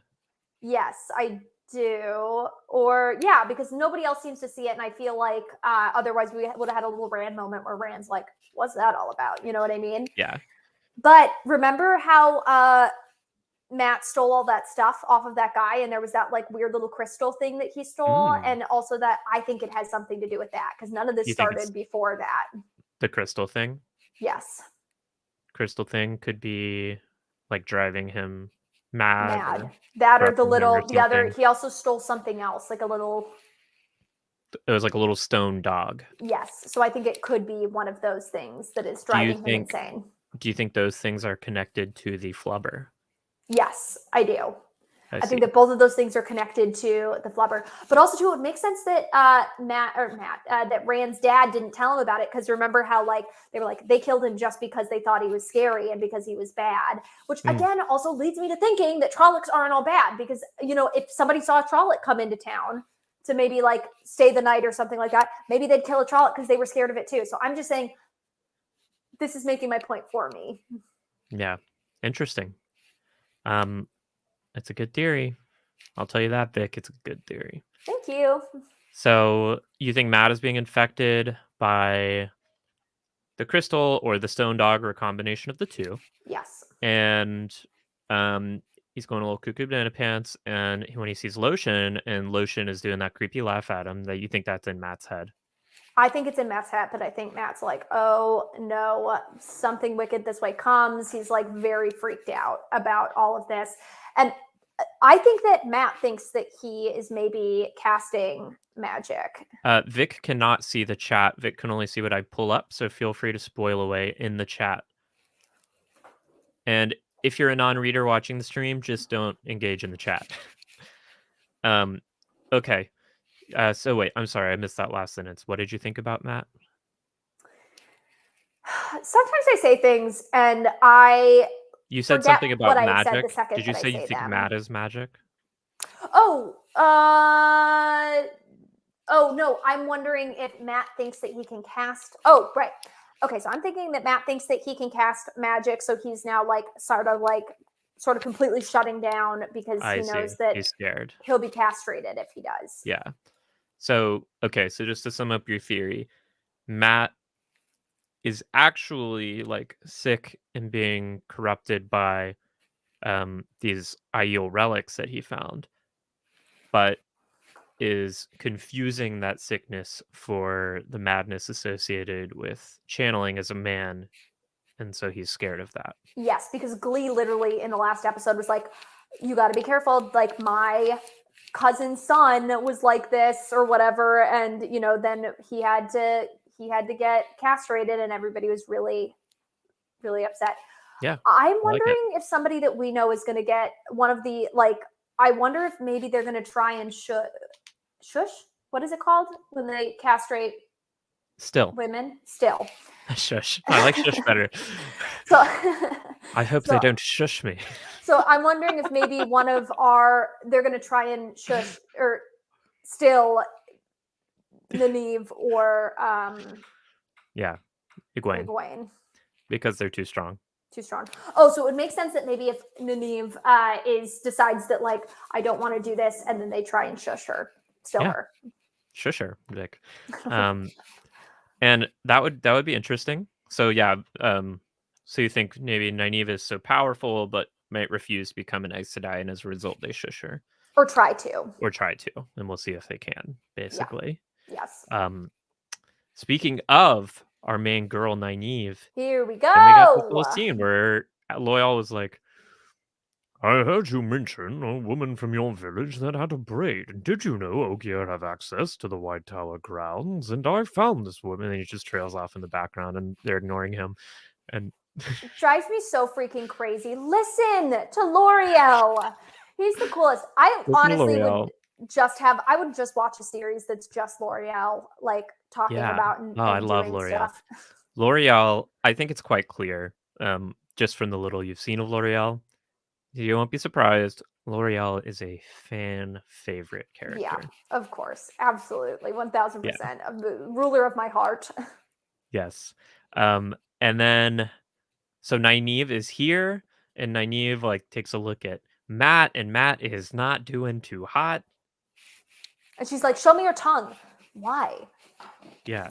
Honestly, I wouldn't show her my tongue. Well, she's like the town doctor. Like that's a classic like healer, like back in the, she's not like, it's not like she has an X-ray machine. Yeah, that's true. I also keep completely forgetting that everybody straight up thought that Nynaeve was dead. So if I was in Matt's position where I'm like hallucinating and I saw Nynaeve, who I thought I saw die, walk in and is like, show me your tongue, I'd be like, get away from me. Yeah. L'Oreal is a fan favorite because he's so worth it. So how is his name? What is his name? I was so sure it was L'Oreal. It's L'Oreal. Is it? It's L'Oreal, Vic. Okay. But it's not spelled like that. It's not spelled like that. People are just having fun. Okay. Yeah, it's also not L'Oreal, but it's close enough and it's funny. So okay. Yeah. Yes. Yeah, Matt was being very cute. He's like, Nynaeve is alive. He was so happy. And yes, another just for you, Vic. I'll bring this one up. Oh, thank you. I appreciate it. And I needed that today. I really needed this today. Because sometimes enough people tell you you're a dark pal, and then you go, am I a dark pal? And I know it's not true. You're being gaslit by the chat right now into becoming a dark pal. Sometimes so I do need to hear that, and I appreciate it. Yeah. And then Matt goes all Smeagol Gollum on her for sure. Yes. And then Rand tells Nynaeve, I think Matt can channel. And Nynaeve is like, and Matt's like, what do we think the Aes Sedai are going to do? And Nynaeve's like, fuck the Aes Sedai. We're Two Rivers folk. Which is, again, making me think that, like, she is playing by her own rules here. I don't know, like, because I sort of feel like if I was in a position where they're like, you can't ever be married except to these boys that will be obsessed with you. Those are the only people you're allowed to have as company. And also, you can never lie, even if you have a good reason to. And Vic, you've turned it around on the chat now. Now the chat's questioning themselves. I'm just saying, hear me out. Like, I'm saying, so never, chat, I want you to think about this. Literally never have you been in a situation where your friend is like, hey, are we still meeting up for lunch today? And you're like, I forgot I had agreed to this last week. I'm exhausted. I have to catch up on whatever I'm supposed to be doing. I'm just going to say, hey, I actually forgot. I'm not feeling well. And so then, you know what I mean? And so I'm just saying, as an Aes Sedai, you could never do that ever again. You would just have to be like, sorry, I actually don't have the motivation to go to lunch with you today. That's worse. That's objectively worse. So Nynaeve plays by her own rules. Nynaeve might not want to be an Aes Sedai. She just wants to stick with her Two Rivers folk. And I mean, her main motivation is just keeping her friends safe. And you gotta love that about her. I love that about her. I hope that she does turn it around and they try and shush her and she's like, no!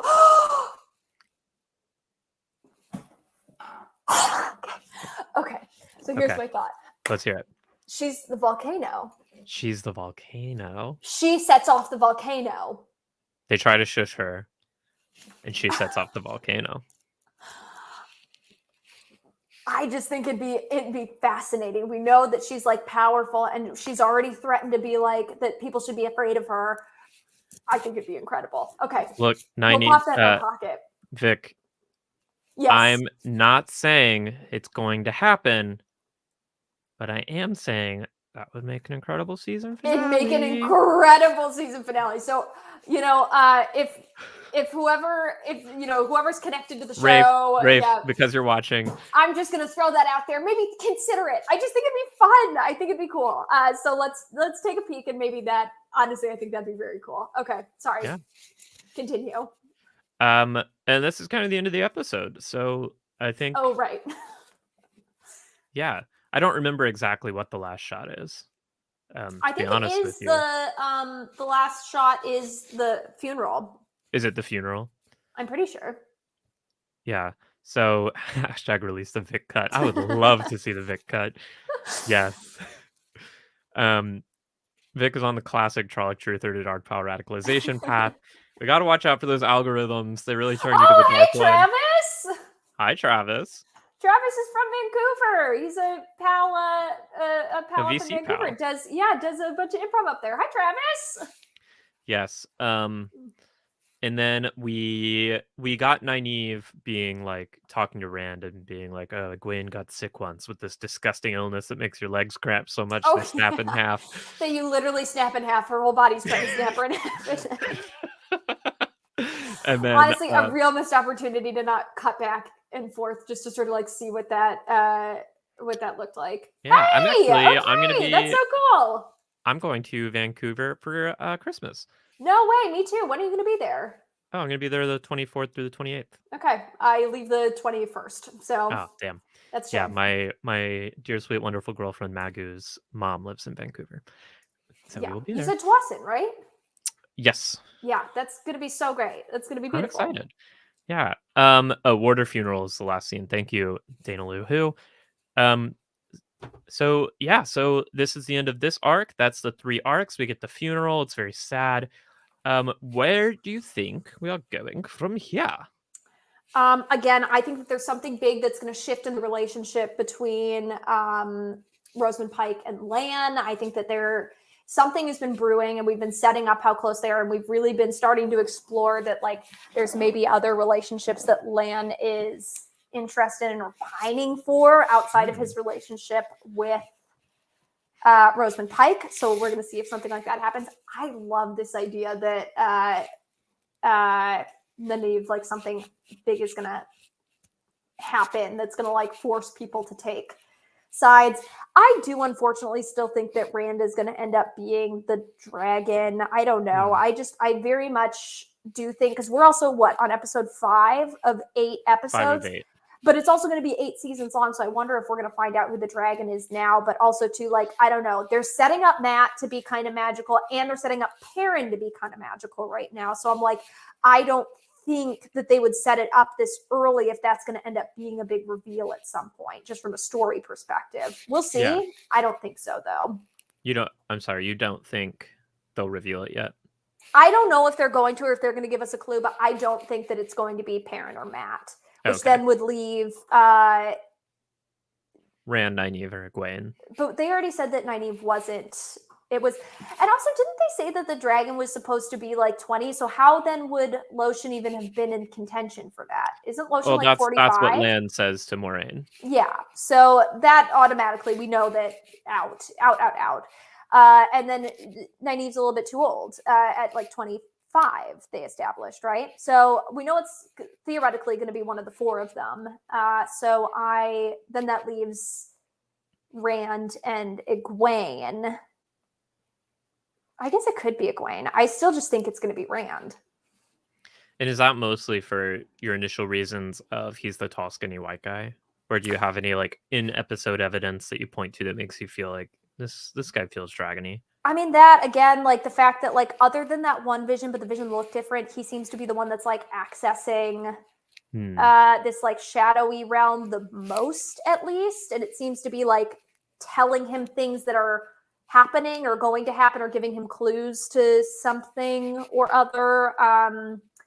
And he also, like, if he's also around Matt, who has this like crystal or the little statue that he's playing with, and that does seem to have some sort of influence. I don't know if it's maybe like Frodo with the ring, where it's like the person that physically has it on them is the one that's going to be affected.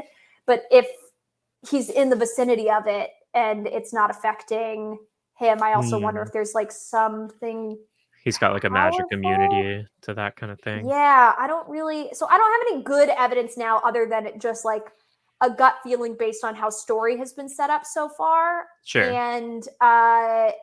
And just, and also just history of how, because when would this book have come out? The 80s? The first book was published in 1990. Okay, yeah. So it's also like time-wise, I mean, this is just how most fantasy books I feel like have been set up, is that is who ends up being like the chosen one. So it's, I hope that it's, I do hope that I'm wrong. I hope that it's something a little more like surprising or interesting, or maybe there's a twist on it. But we'll see, because I do like the world a lot. I think the world is really cool. So I don't know. I'm just interested to see what happens. And people in the chat are getting ready for the next section because they know it's coming. It is Ask Vic Your Questions time. So start getting your questions for Vic in the chat. But Vic, I think your reasoning there is interesting, and I think it's something I'd love to have a conversation with you about when you know a little bit more about the story, because I have some thoughts about it. I also have some thoughts on the way the book approaches the mystery of who is the Dragon Reborn as opposed to the show that I'd love to get your feedback on as a non-reader, but only after we see what the book does with it. The show does with it. But so while we wait for some questions to come in, overall, how would you grade this episode, and like how would you rate it compared to the previous 4? I did like this episode a lot because I feel like I got a lot of questions answered, because I know, like, coming into this, I was very confused about the warders and everything happening there. Overall, L'Oreal, A++. I love that character, and I think with that addition alone, it's going to be an A episode for me. I'm really enjoying the series overall. I'm having a good time. It's maybe an A- only because that text that said 1 month later, I missed. I missed twice. And so I missed it too. So don't. So we're getting some questions coming in for ya. First question is, people want me to give you another 4 seconds on that shot of to Vader to see if you notice anything. Okay. So I'll give you 5 seconds. Okay. 5. Wait, hold on. It just came up. It just came up for me. 5. Oh, guy in the doorway. A really tall guy in the doorway. That maybe? Okay, hold on. Guy in the doorway. All right, that's your time, Vic. Wait, go back. 2 seconds. Come on. Give me 2 more seconds. Okay. The sheets up top. There's light coming from a different angle. Okay, colorful clothes, guy in the doorway, sheets on the top. The guy is bald that's getting his hair cut. Yeah, bald guy getting a haircut. So that's weird, that's kind of right? interesting. Yeah. I don't know. What am I missing? That's fine, Vic. No, it's not. The reason we're curious is because this is not something I expect. I really don't expect any non-reader to pick up on what we're noticing, and that's why we're kind of just curious. Okay. So you're not making a mistake here. But I think you're having something, and now I know I'm missing something, even if it's just in the book, and so I am going to be driven to insanity. Do you want me to tell you what it is? No. Now I think this is my punishment. Good, because I wasn't gonna tell you. I need to go just like sit with the still and just. I'm going to come back next week. I'm going to have printed out the still, and I'm going to. Here, Vic. Here's what will help you. The guy in the doorway. So, let's move on. Vic, are there any characters that we've left in previous episodes that you're hoping to see return? Dana. Dana. I know Dana's not going to return, or I mean, like maybe in like a shadowy in that like, but again, I don't necessarily think that like shadow realm is a bad place. It just seems to be like a separate like plane of consciousness more than anything. You're talking about the when they're having dreams. Yes, where it seems like there's like a lot of stuff going on in there. Yeah. And it seems like it's leading Rand places specifically. And then when Perrin had that dream, it seemed like, I don't know, it seems like helpful for purpose. Like, you're talking about when Perrin had that wolf dream. Yeah. And it was like, and then he saw the wolf eating, what's her name? Layla. And so I'm like, I don't know, maybe she could show up there. I love Dana. I'd love to see more of her. Yeah. Glee's really grown on me, and we will be seeing Glee again. I'm so sure it's not even funny that Glee will make his return, but I do think that maybe Glee is a bad guy. Yeah. Glee might be a bad guy, but Glee might make a return. And wouldn't it be interesting if a Dark Pal stayed behind to fight that fate? Because maybe he's just like, we got to try again. Let's regroup. Yeah. This was a bad plan. You're too early. Something like that. Oh, that'd be cool. So let's see what else we got. People want to know if you've been watching the animated shorts. I think the answer is no, right? I did not know that there were animated shorts. Should I be watching them? No, we talked about it before. It is like the bonus content. And I think previously you said you don't want to watch bonus content. You just want to get what you get from the episodes. Or maybe that was Zach who said that. Yeah, I haven't said anything about bonus content. I would definitely be interested as long as I feel like it's not going to give away too much about the show. Yeah, they are like lore building bonus content that explain what's going on. So I know like Zach, it was Zach who said it. Zach said he doesn't want to watch it because he just wants to get what he gets out of the episodes. But it's up to you. I mean, you're consuming the content. Amazon is putting them out there. So if you want to learn more about how the magic system works, about the history of some of the culture, those videos exist, and you can watch them and we can talk about them. All right, maybe I'll watch some of the animated shorts. Yeah, that'd be interesting. I have not been watching them, but I would be interested in watching them. Yeah. Vic, how many Aes Sedai do you think are in the White Castle? 15. 15. No, more than that. 50, I'll say, because that's a massive castle. Yeah. And if the numbers are really dwindling to where they're giving freaking Rosamund Pike a suite, I think that it's got to be, I'm going to say 50. So there's like 50 Aes Sedai. Yeah, that feels low now, maybe. No, I'll say 400. Someone's asking about the rocks. What rocks are you most interested in learning about that you encountered in this episode? The rocks that are that hold in those bad spirits. Well, there's also those big face rocks. The big face rocks, but that feels maybe like a misdirect since we talked about it already. So I feel like there's a rock I'm missing. Unless I was misdirecting you. And okay, well, who's the dark pal now? The people in the chat know that I do on occasion misdirect you. Is that true? I don't lie. But you misdirect me on purpose? Not on purpose, but I just prefer. What I'll say is I don't redirect you.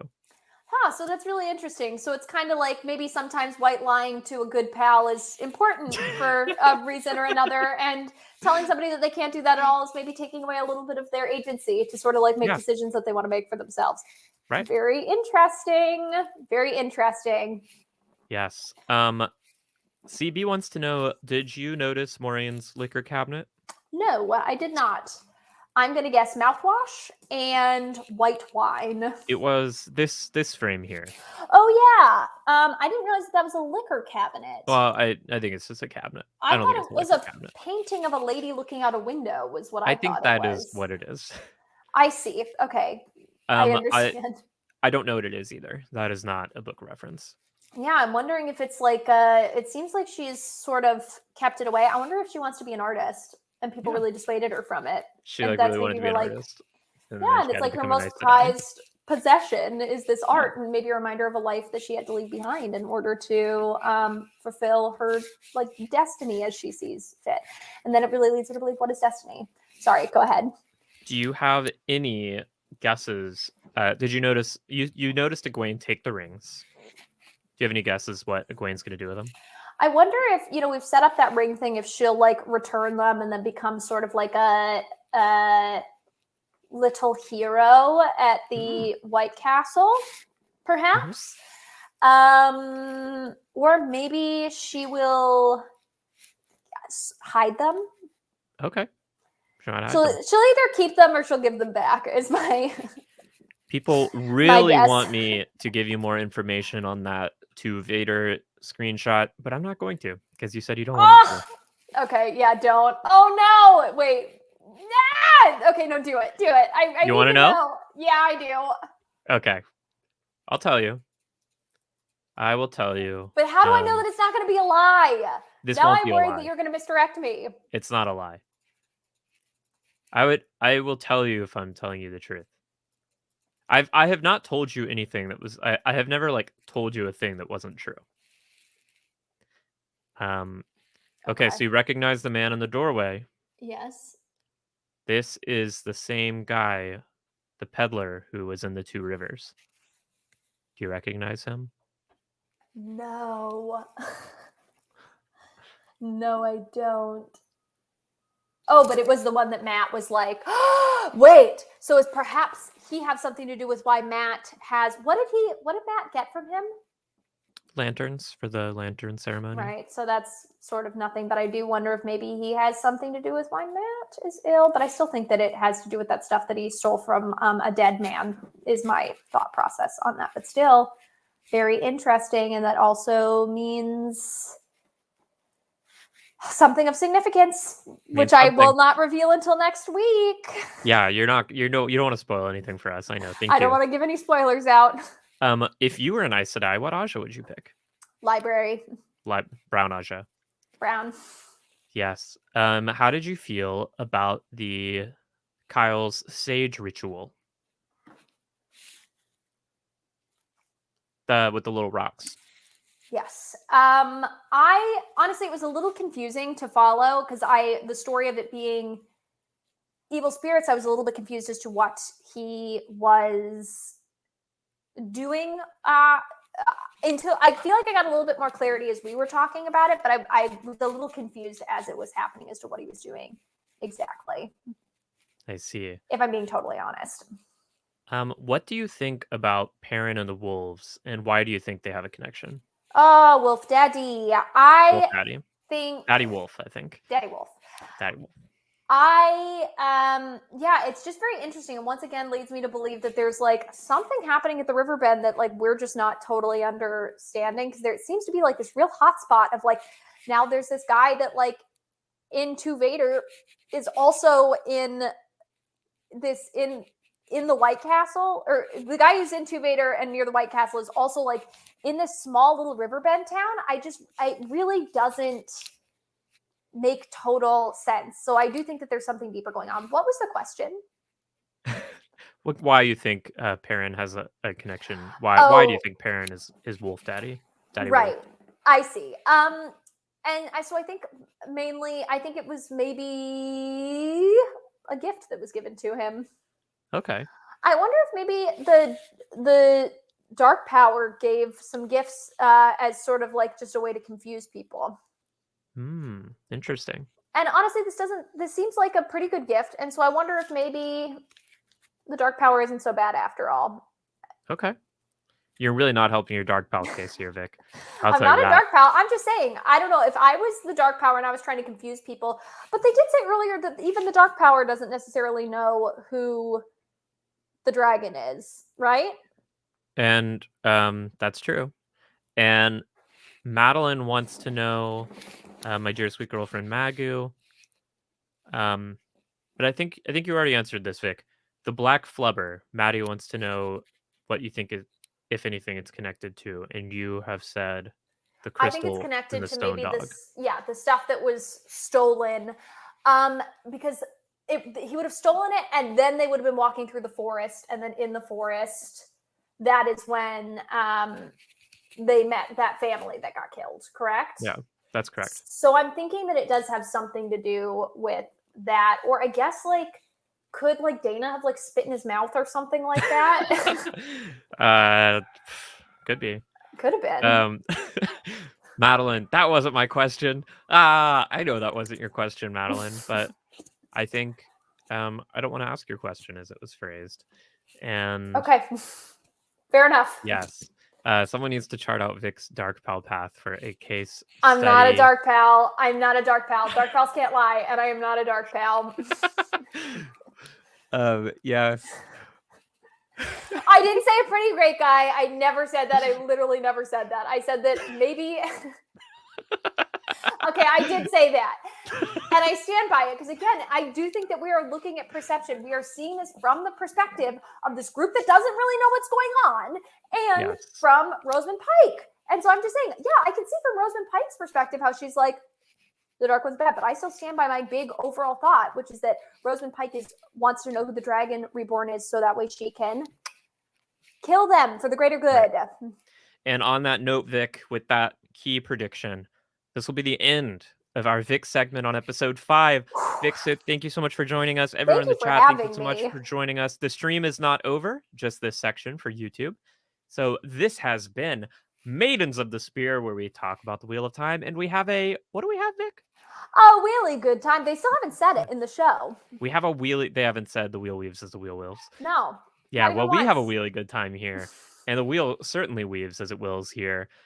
And Vic, where can people find you? At VICMMIC. Yes. I keep wanting to give out my email when I say that. And don't give out your email. I don't want to. And you can find me on Twitter at Spear Maidens. And you can find us on YouTube at Maidens of the Spear. And if you're watching the stream right now, go ahead and click subscribe. Please. You can also find us on Patreon. And just do it. You can find us on Patreon. And we got the patrons. And I accidentally deleted my patron banner. Let me pull up our patron list right now because I'm not going to end this YouTube segment until you've heard the names of all of our patrons. I refuse. You gotta wait. So we got Babs, Ash, Back That Ass Up, Natalie, Paige, Balance Gaming, Catherine, and Mistress Dovier, Marissa, DES. And speaking of Babs, did y'all know Babs is our Patreon Kara Karn? That's right. And we're going to talk to Babs right now. But until then, we are signing off. Except they're signing back on because we're still live streaming. And let us bring on our Patreon Kara Karn to the chat. Hello, Babs. Hello, how are you? So lovely to meet you. And hello. Thank you so much for being Volcano Aja. Oh, absolutely. Fan. Yes. Babs is joining our live stream today. And Babs, we're just going to talk to you about episode 5, and we can kick Vic out if you want to do spoilers, but I thought you might be interested in talking to Vic about it. Yeah. If you want to, how about this? Because I want you guys to be able to talk about it. Why don't we do we could do 10 minutes just chatting about anything book, and then I will kick myself out so you guys can get in depth on the series, because I don't want you guys to lose that for yourselves. Word, that works. Okay, so Babs, we've never met before. Who are you? No, we have not. Wheel of Time tip. Let's do the Wheel of Time basics. How long have you been reading the books? I started reading the books in, I think, 1995. And yeah. All right, so a long time Wheel of Time fan. Mm-hmm. How are Can you I finding ask this? how many were out at that time when you started reading? So I think when I started reading, the most recently published one was the 6th one. And by the time I got to it, the 7th one was going to come out in a couple months. Gotcha. So that's about the time frame. He was cranking those out. That's the first one's got year. cranked. Yeah. Pretty quick, yeah. The first 2 were published in the same year, if I remember correctly. Whoa.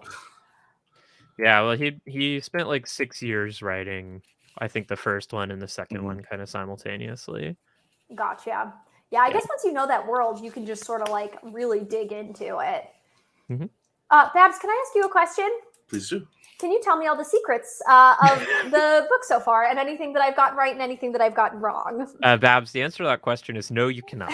The answer is everything you're saying is right, regardless of whether or not it contradicts itself. Thank you so much. I appreciate that. You're welcome. Thank That's you. also true. This is a Vic canon stream. Everything Vic does is canon. Absolutely. Yes. Honestly, I'll take it. Thank you. That gives me a lot of power. I feel very powerful, and I'm worried what I'm going to do with that power. I believe you have the foretelling. Thank you. You have the foretelling. It is a remarkably strong power in you, Vic. So thank you so much. Babs, as a longtime reader of the books, like what are your just initial thoughts on how the show's going so far? I love it. It's phenomenal so I'm watching it with a range of people. One of them is my husband, who he hasn't read the books. He's not a big reader, but he's heard me talk about it a lot. Another one is a friend of mine who's currently reading the books, is in book 3. And another one is somebody who hasn't seen it at all, and knows nothing about the books or the show until literally yesterday. And it's this cool range.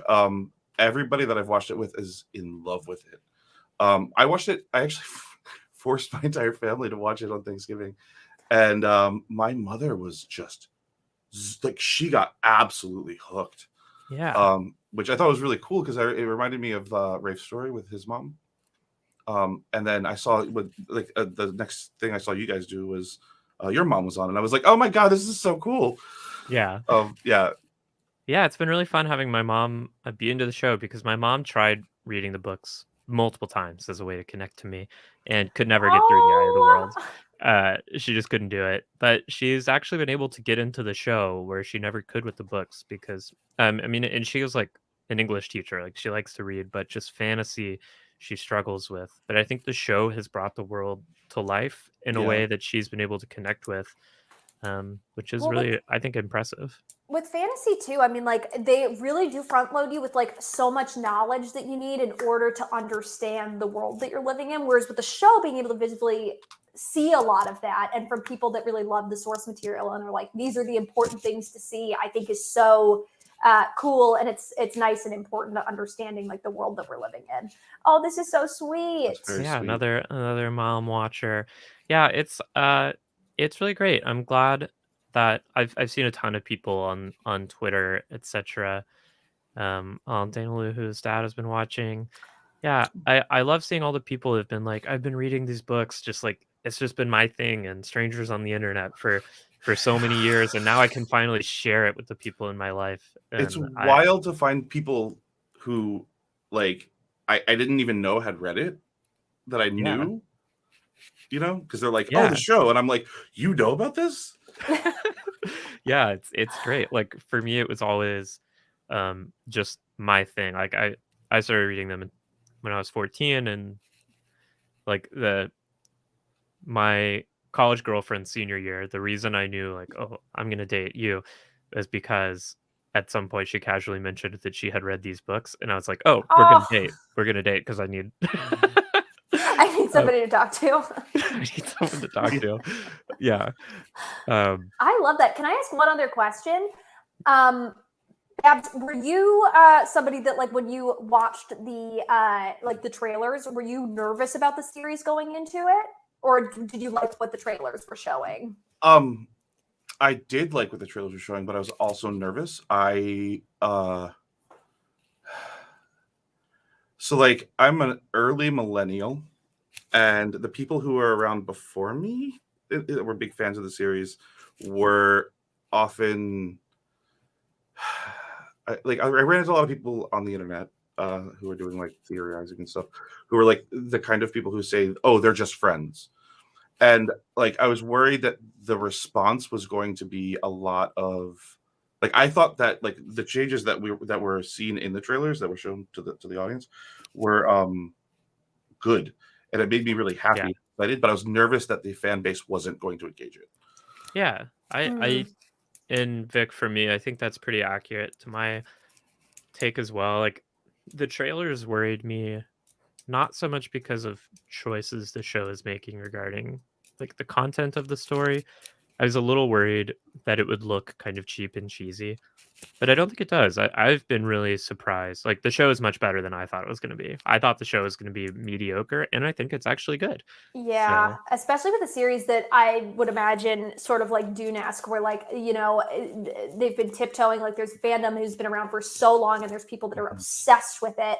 And right. you're also trying to bring in these like this new fan base that new people can enjoy it without having any background to it. It's like, it's so tough and tricky. But I mean, like, as somebody that literally had never heard of the books until Sarah and Mary Lou asked me to do a Wheel of Time inspired like D&D campaign, I was like, yeah, okay. And then I downloaded the book and I got maybe half a chapter into it with the lightning stuff where they were talking about, it was the prologue with the old dragon or whatever. Luz Theron. Because there's the lightning.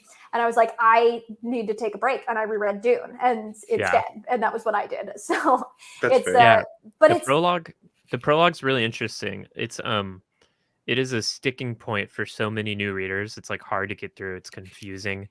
And then I think on rereads, the prologue is genius. Like the first time I read it, I remember like, I don't know what's happening. And then on rereads, I'm like, holy fuck, I love this. I'm so looking forward to eventually going through and reading it, especially now. Like I feel like I really love the world and it won't be as tough to get into it the second time.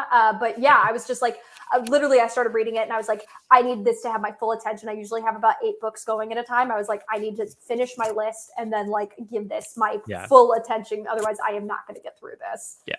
But anyways, I'm going to let you two continue and talk about the series. Thank you so much for letting me crash for a few minutes. Babs, it was so great meeting you. It was amazing meeting you. I can't believe I actually got to speak to you. That's why. Oh my God, Babs, I can't believe I got to speak to you.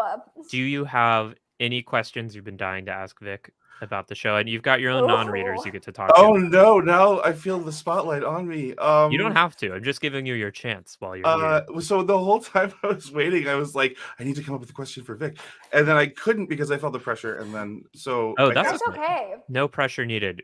You can always submit a question another time.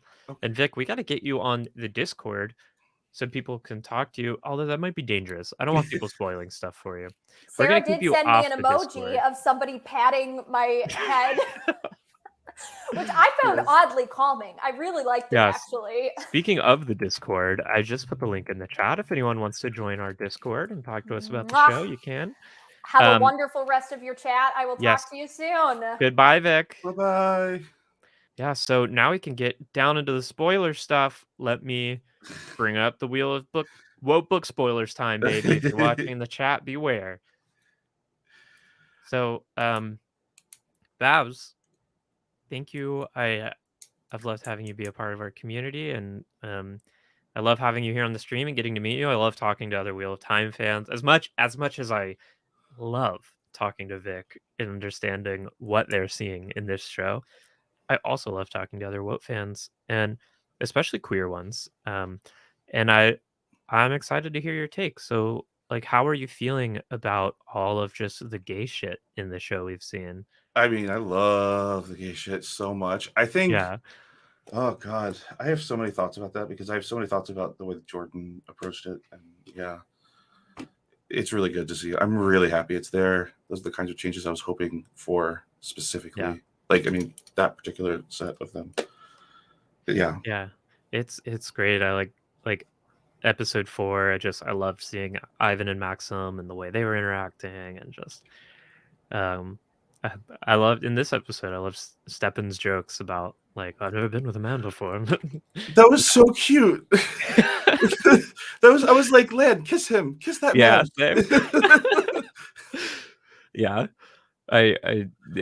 Same. I want to make a version of the Logain with the 2 taint puppets video, but I just want them to be yelling, kiss him now. Yes, absolutely. Do you have a favorite character that's been brought to screen so far? I am a huge Iguain stan, and my first read through, I was a huge Nynaeve hater, and obviously, of course, I became a huge Nynaeve lover. So yeah. That's great. I think Jordan wrote the series with the idea of multiple rereadings in mind. So like, you really like coming to care for the characters so much, and especially with characters that you dislike so much at first. I think it's a really cool, like, sort of narrative tool.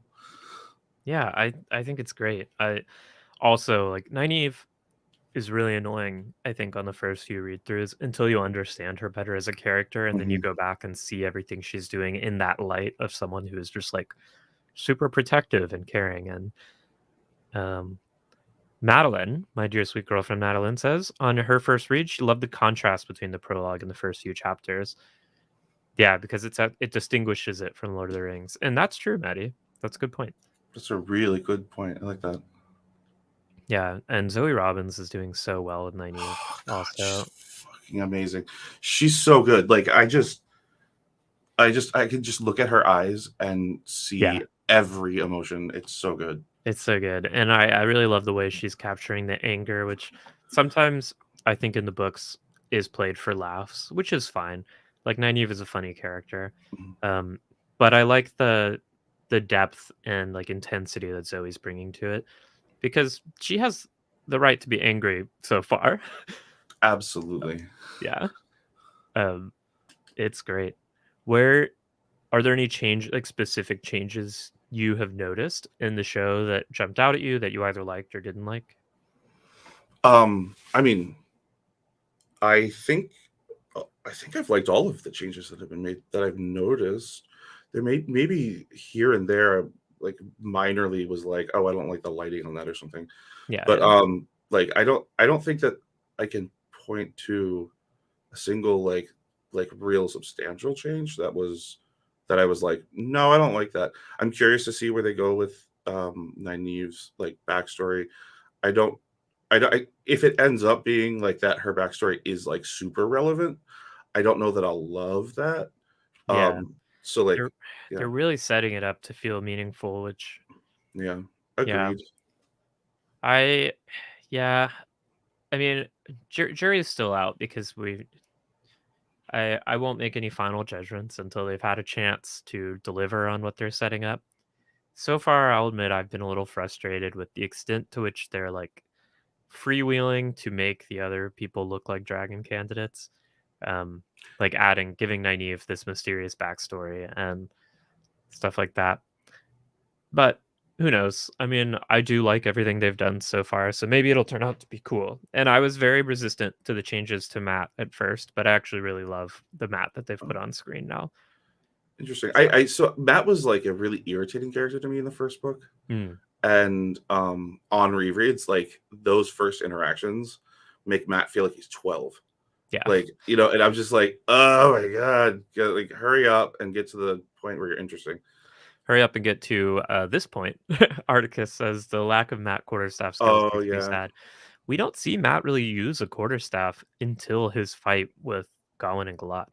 hmm And that's like right So after he's healed, right? So yeah, so that's not until book 3 really. So we'll see some. I'm holding out hope we'll see that scene because I love that scene. That's to me I when Matt is yes. like Matt becomes a character who goes from annoying to oh you're fun now.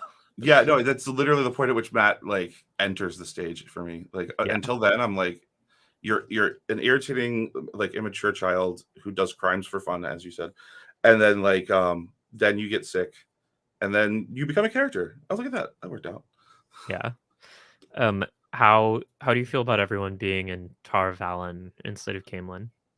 Oh, I'm perfectly okay with that. I don't mind that at all. Like, that's Yeah, I understand that the show doesn't have the time to do like the full journey, and we can just excise the Camelin story for this part, like the purpose of this journey. hmm It makes perfect sense to me. yeah, I agree. I at first I was trying to figure out how I felt about it when I was watching the episode last night. I was like, Rand seems super willing to go to the White Tower, but that's just too much later series baggage I'm bringing to it. I think it seems consistent, and yeah, like the Camelin stuff. I love the scene with Rand climbing into the garden and meeting Iguain, but you could do that later.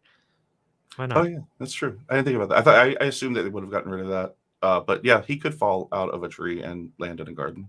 I just think it's a cute scene, and I like what it sets up for like Elaine and Yeah. Will we get shirtless Rand and Landsword training on top of Faldara Keep? I mean, I desperately hope so. I can't imagine that they would allow that to occur without that, honestly. Given how horny and gay this show is, how could they not have this scene? You know, the writers were reading it and like, oh, this is episodes 1 through 4. Yeah. I like it. I do miss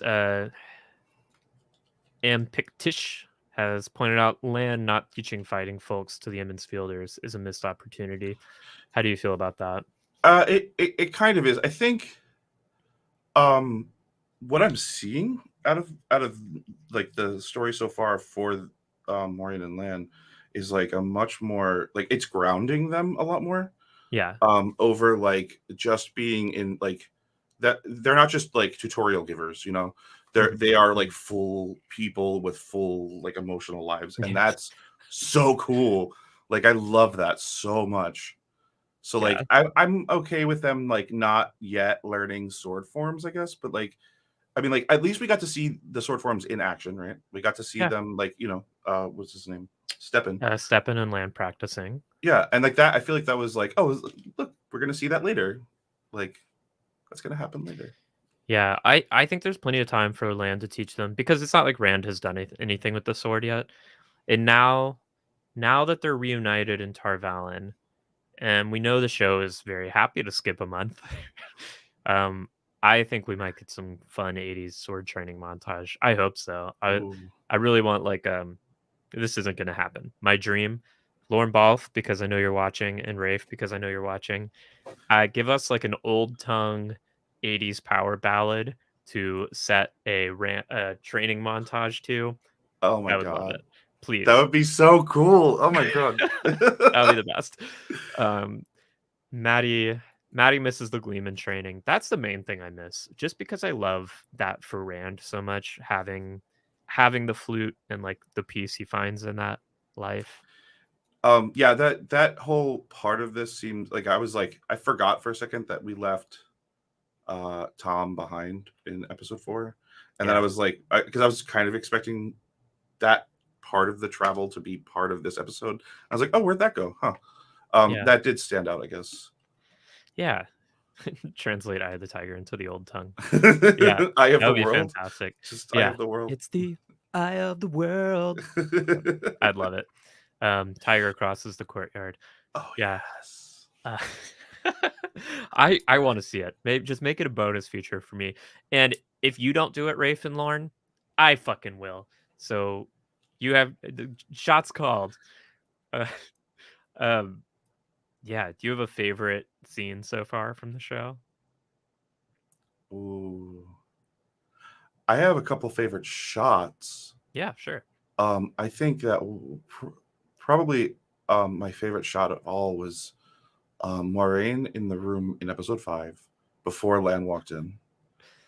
That was, I think episode 5 was like a matured vision of the whole thing, and it really felt like Prestige. And like that moment made it really like settle in for me. Like, oh my, this is like beyond just being like, oh my god, it's real. Just being like, oh my god, this is real. Yeah. Like, this is happening now, like right in front of my eyes, and it's beautiful, and I love it. Yeah, some of the shots were really beautiful. Yeah, just like this set is incredible. It's incredible. Yeah, I really like, I'm dying to see the behind the scenes stuff where we find out how much of this is real and how much is CGI.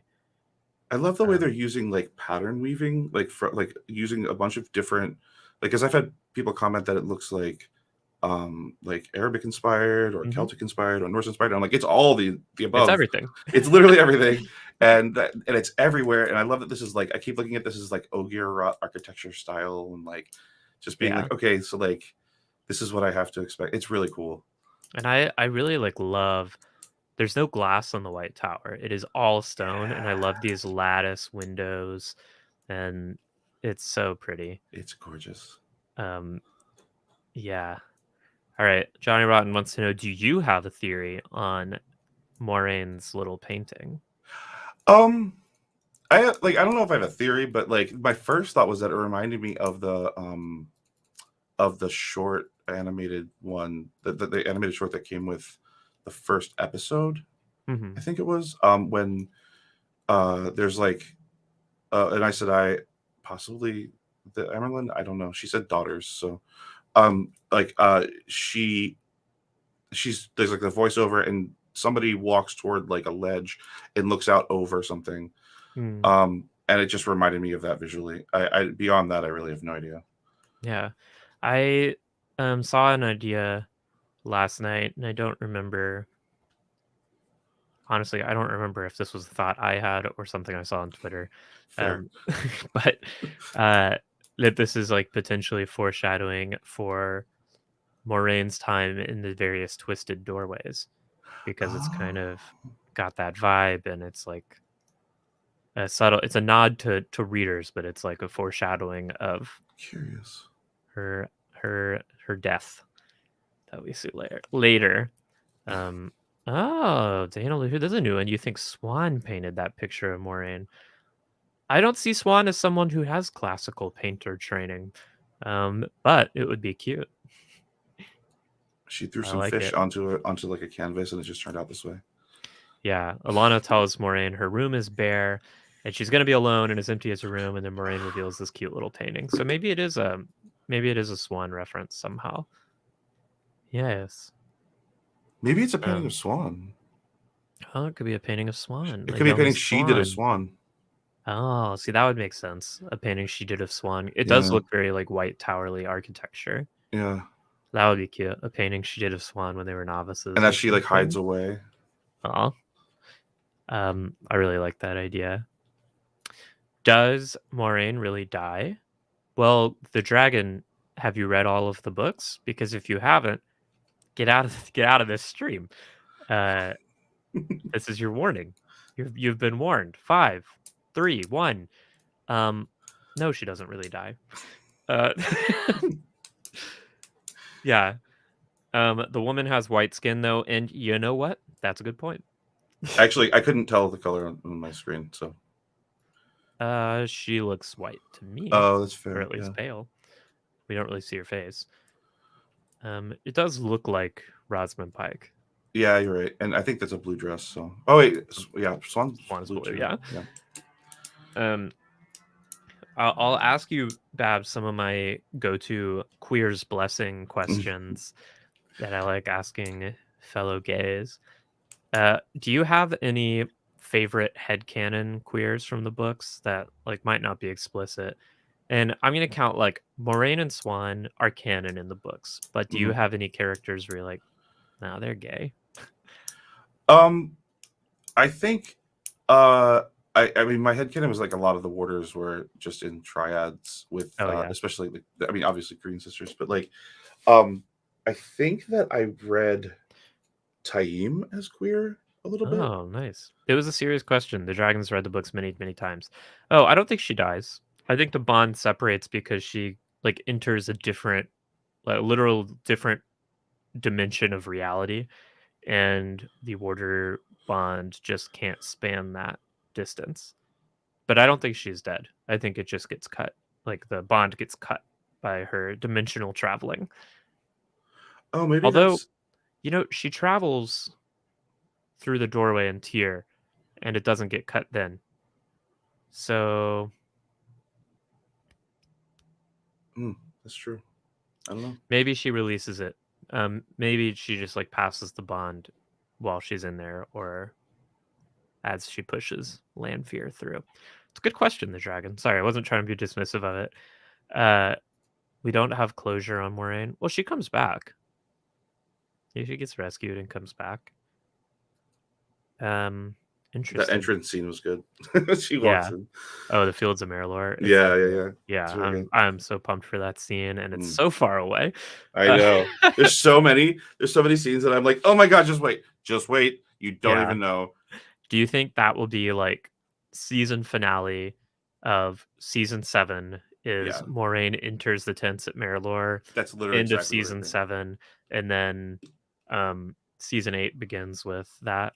Rafe, take the note, man. Come on. Take the note, Rafe. Because I'm kind of wondering if they're going to pull like a Memory of the Light, and just season 8 will be the last battle. I certainly hope so. Yeah. That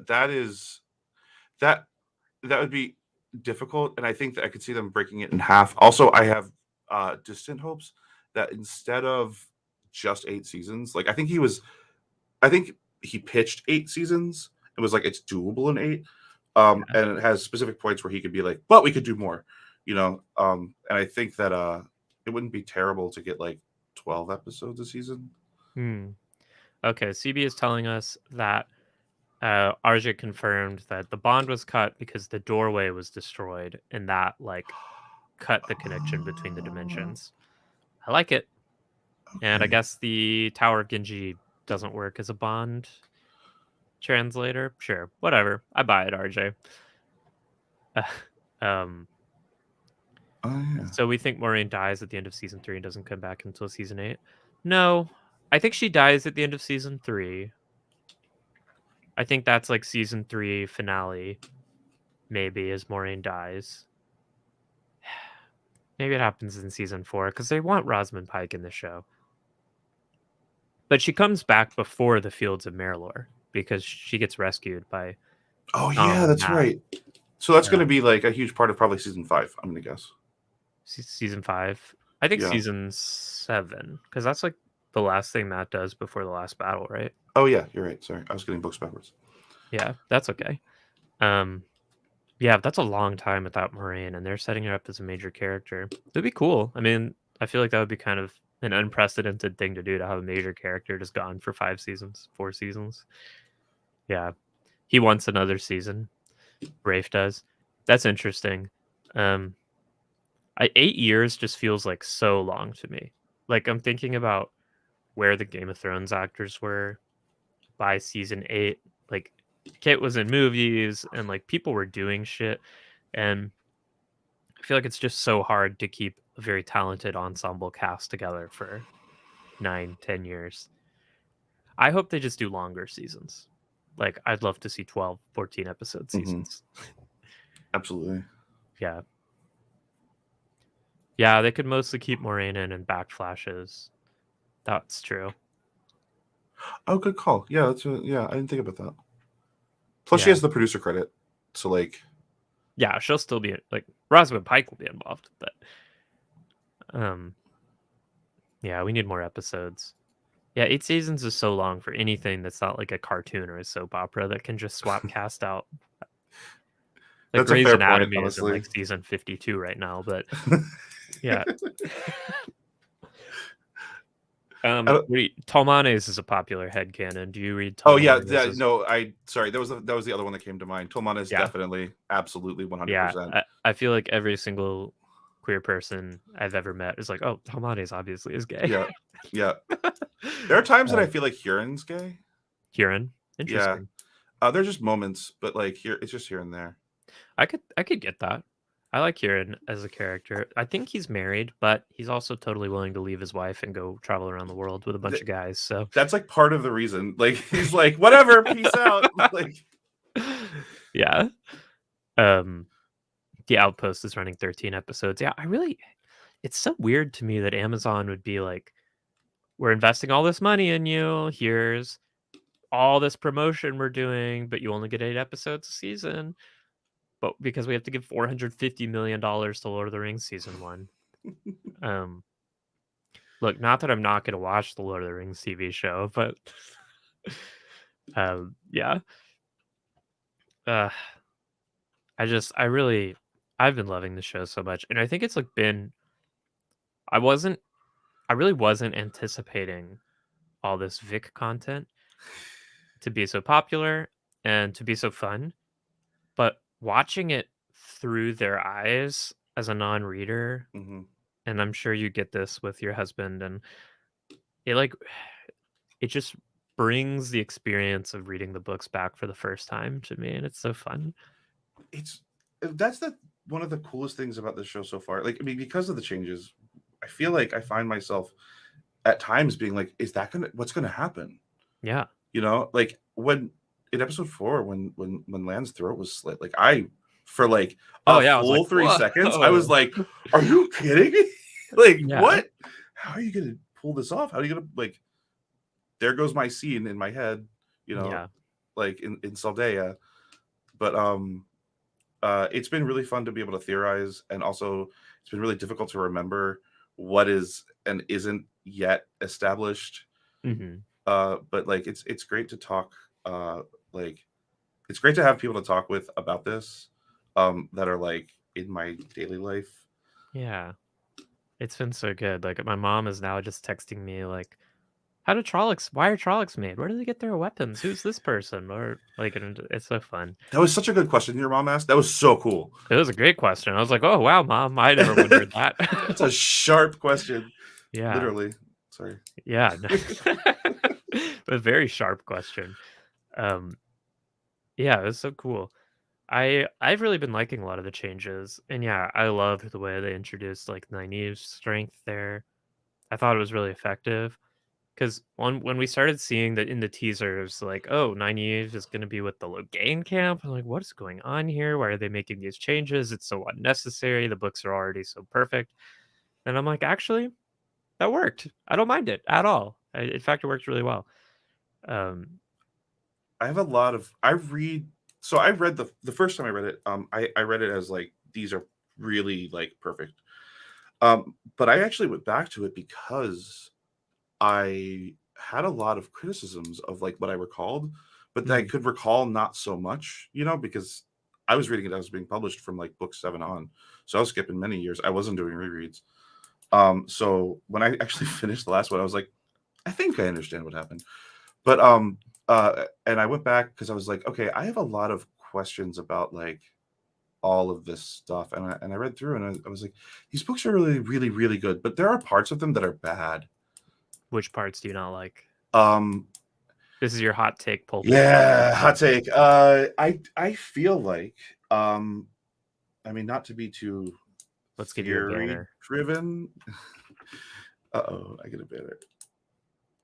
But I feel like they're too like the understanding of gender dynamics and power dynamics in politics is too grounded in second wave feminism, and it's just like it reads really awkward now.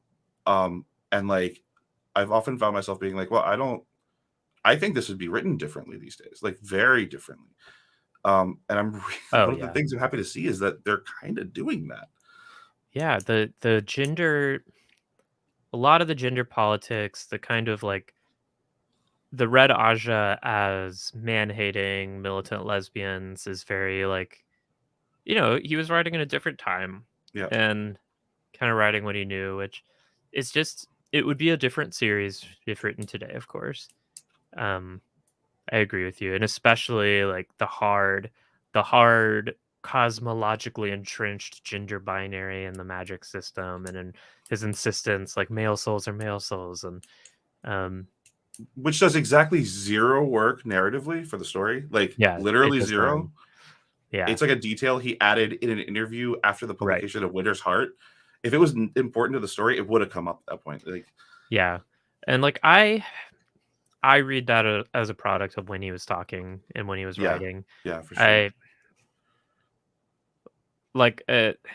Obviously, as a trans person myself, I could be tempted to, and I've seen some people point to it and be like, this is evidence Robert Jordan would be a TERF if you were around today. And it's usually like people who are TERFs who say that, like, you'd be one of us. I'm like, no, he wouldn't. Fuck you. Did you read the books? Like, Robert Jordan was like progressive and always trying to understand people. And like, there was no trans representation, and there was no like real discussion. Like obviously there was discussion within queer communities and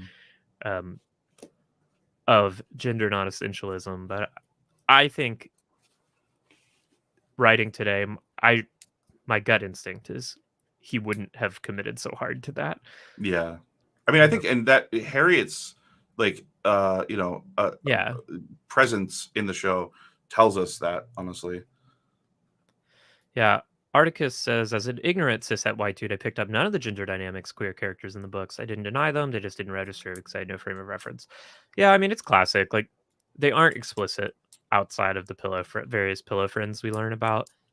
And I think it's just queer headcanons are such a part of being a queer fan of anything because for so long, nothing was explicit. And, like, it's not like there haven't been gay writers in Hollywood insinuating gay shit since the very beginning. But you had to like read between the lines and you had to make your own characters and your own representation. And like that's one reason why I feel like Robert Jordan was pretty progressive is he says in interviews like a third to a half of the Ice to Die were bisexual or gay. And that's about the same as the general population in the world, which is wild. Yeah. But it's just not talked about in the books because I think he was trying to operate from ideally in like in this utopian vision of queer acceptance, it's not mentioned, it's not noteworthy because it's so accepted, which just ends up being a cop out to allow you to have no representation. But it's I like the colorblind argument, right? Exactly. But I really don't think it was bad intentioned. But I love that the show is like taking that and saying like, okay, let's actually flesh it out. Yeah. Hello, Amanda. Welcome to the stream. Howdy. Boggy would jettison Tom from the series. I think Tom is cute. I like Tom. He's cute. His first scene is to complain about not having enough room or something, and then immediately like flirt with Iguain, which I was that's like, a little creepy. Yeah, I was like, that's a little sex bestie. I don't like that. Yeah, that's true. He's a little bit of a sex pest when he's like, "Ooh, you're the most beautiful. I always ask the most beautiful girl in the town to be my assistant." That's true. I forgot he did that. That was creepy, and I don't like it in retrospect. Yeah. I think Tom can be cool. I was shocked they didn't use him as a lore dump to be like, you're carrying a heron marked blade. I think that'll happen still. I think that they arranged it how they did to put that off because, well, I don't know what they're planning, but I know the last episode. I don't want to say anything. But because you've read I've read not spoilers, but like we don't read future descriptions of episodes on this channel. I appreciate you withholding that. My husband sent me screenshots and I was like, don't do that.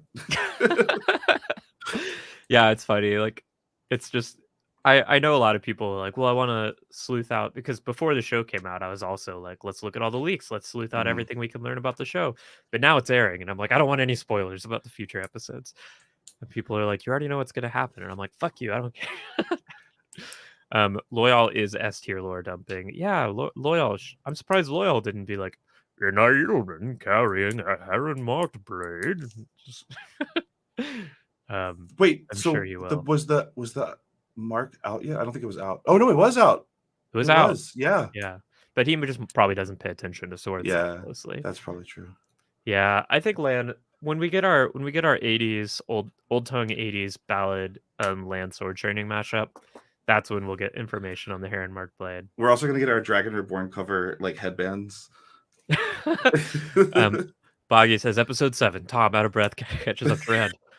Wait, I forgot to tell you about your bird sword. It's amazing. You're alive? So. Yeah, you're alive? Don't worry about that. The bird sword.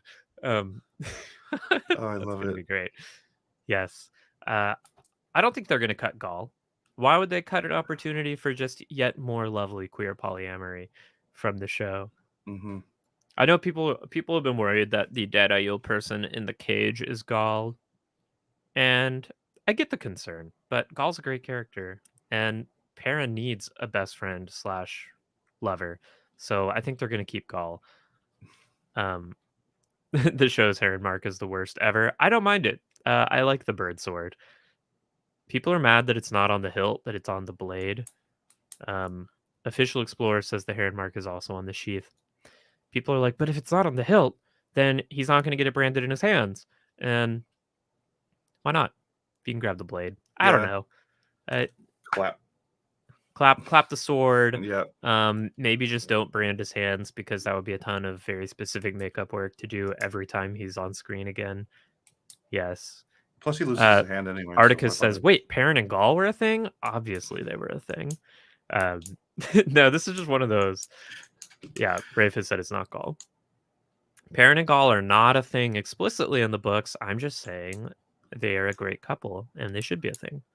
When Perrin and Gaul were having their interactions was when not when, I mean the whole process of reading it, but like I got a real hard crush on Perrin. Yeah. And yeah, my husband is so much like Perrin. It's really weird to look back on that. It's really weird to look back on that. You're into the daddy wolves. He's a little bit younger than me, but yeah, he's big man who's very like quiet to like slow to anger, like very considerate, and is very smart, very, very smart. Articus, you haven't missed anything. It's just different interpretations of the same dynamics. Yeah. I've been re-listening to The Dragon Reborn, and just like today listened to the part where Perrin is in the forge in Tyr. Mm-hmm. I love that scene so much. As a former metal worker myself, I'm like, ooh, I relate to this. And then also just I love like Perrin finding that bit of peace in the labor there. It's really lovely. Yeah. Perrin is such an internal character, and they're giving the actor such a difficult task, but I think he's doing it so well. I love Marcus. Yeah, it's so hard to do Perrin because everything, as you just said, it's like he is so internal. And I think Rand is going to be similar. We're like, yeah, very much. Rand's struggle is freaking internal. But they're showing us a lot of Lan internal, right? That, and we know like Lan is so stoic in the books. So. Yeah, that's true. They've done a really good job of bringing it out with Lan. Yeah. Oh, I'm gonna buy that sword. I'm gonna buy it 100%. Yeah. I will drop a sword and fall on it, and it will not go well. I'm gonna buy that sword, and it will be right here behind me. I'll even have to tilt my camera up so I can have it up there. You can see my very high tech. Look at those LED strips just sticky tacked to my wall. That's how you do professional podcasting, people. High five. Ah! I messed up. I messed my camera angle. I shouldn't have messed with it. I messed with it for a bit, and I shouldn't have. And this is what I get. I deserve this. Okay. Yeah, I will buy the sword. But wait, the heron is in the blade. Oh, you hope they sell Matt's Naginata? That'll be dope. I also hope they sell that. I want to buy all these weapons. I want the Naginata. I want some of Tom's knives. I don't want Stepan's axe. That's the only one I'm not going to buy. Oh, yeah. I have a queer read in the show that isn't in the books. Ooh, and it's Matt. Matt. Yeah, I am pretty sure Matt, like, he stumbles over that word love when in Shadow Logoth about like when he's talking about the knife, the little dagger knife. And I was like, was that like he like looked down and got like I don't know. And then like when he was like willing to quote unquote take turns with Rand and Dana, I was like, oh, interesting. So I think Matt is bi in the show. You think he's queer for Perrin, or generally? I think he's already like a little bit like sexually adventurous as a character. So like, why? What they've shown us, like this is a world where like it's not it's not a problem. So like, I think Matt would totally explore that. Oh, Matt is the perfect candidate for a disaster bisexual in the show if they want one. I mean, he already is that vibe. Yeah, absolutely. Yeah. Oh, interesting. Our White Cloaks is picking up gay Matt vibes too. Oh no. Well, J49165, thank you for venturing into our White Cloaks because I refuse to. But I'm glad to see that they're worried about this. Yes. Perrin does not need to reforge. CB, don't put that evil on us. I never want to see Stepan's axes again. Did L'Oreal indicate that Jane was a lady? I don't think so. Rand did. Rand said, I had a friend who read this back home, and she thought that she was Jane Reborn. But like he used she to refer to Jane somehow. Oh, I thought he was referring to Iguain in that scene. I thought that it was. I'll have to look at it. My reading of it was that Jane was a woman. Oh, interesting. I will go back and watch it because I didn't catch that. I think Perrin is bi and Fayoul will be gender bent. Look, I've been calling for months for trans masculine Fayoul. I really want their relationship to start with Perrin and Zareen going by Fayoul, but Fayoul presenting as woman, and then like Perrin accepting uh, his male attracted nature, whilst Fayoul undergoes her like acceptance and journey into trans mask identity, and they end up as a gay M for M couple. That's my hope for that relationship. That would be um, amazing. I really want it because I don't know if you got this, Babs, but I know lots of gay people who see Perrin's journey through the books, um, and his struggle with accepting his wolf nature Mm-hmm. as classic like gay repression Mm-hmm. story. Absolutely. And I think Fail is a perfect character to like to have that play out. Have that in the background as that plays out. Yeah, and it's already like when Fail's first introduced, she becomes less this later in the series. But in The Dragon Reborn, like Perrin is straight up just dead naming her constantly. Like when she's first introduced, it's some very trans shit, and then later that doesn't get pushed very far. Um, Mm-hmm. so maybe Fail's just kind of a trans mask non-binary, which is fine. Oh, I had a Yeah, question for you. yeah. You said at some point that you thought that they were going to do some interesting like non-binary stuff with the magic. Oh, I hope so. Do you know, like, do you have a specific like theory or idea, or do you think that they're just going to like try to find a way? Well, I think it's okay. So my personal headcanon on Sidar Sidine is that there is one power. The one power is like light. Sidar and Sidine are just two locations on the full spectrum of the one power, and uh, some maybe most of the population is comfortable existing in one of those 2 points on the spectrum. But I think in my head canon, you can move between them. Some people might exist somewhere else. Like I personally, I know Robert Jordan said denied this in interviews. I don't care. My headcanon is that every talent and magical power we encounter in the series is a facet of the one power and exists on this spectrum. So I see Min's ability to see auras, for example, Mm-hmm. as Min as a non-binary person who can like is in tune with the one power but exists in a different point in the spectrum. So it doesn't manifest the way Sidar and Sidine do. It manifests as her aura visions. And I could see wolf brotherness existing on this spectrum. I could see dreaming being part of it. Like, because to me, what makes sense is in the cosmology of the world, we have the wheel, the pattern, the creator, the dark one, and the one power. And those Mm-hmm. are like the fundamental forces of this universe. So all the magic powers should be part of the one power. Yeah, it makes sense. So non-binary magics, I could see a few different ways they could do it. I could see them introducing some trans people. I know a few people want to see like trans mask Narishma, Oh, hell yeah. which I think would be interesting. I think the show, I'm torn. Like, I want to see them explore the way trans people might engage with the magic system. And I don't want to see it unless I could be part of that exploration out of sheer jealousy that somebody might get to do it.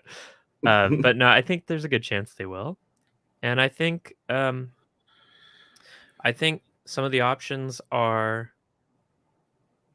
like what I don't want them to do is go the trans as essentialist gendered soul and say, oh, well, if you're a trans woman, your soul is linked to Sidar because you have a woman's soul.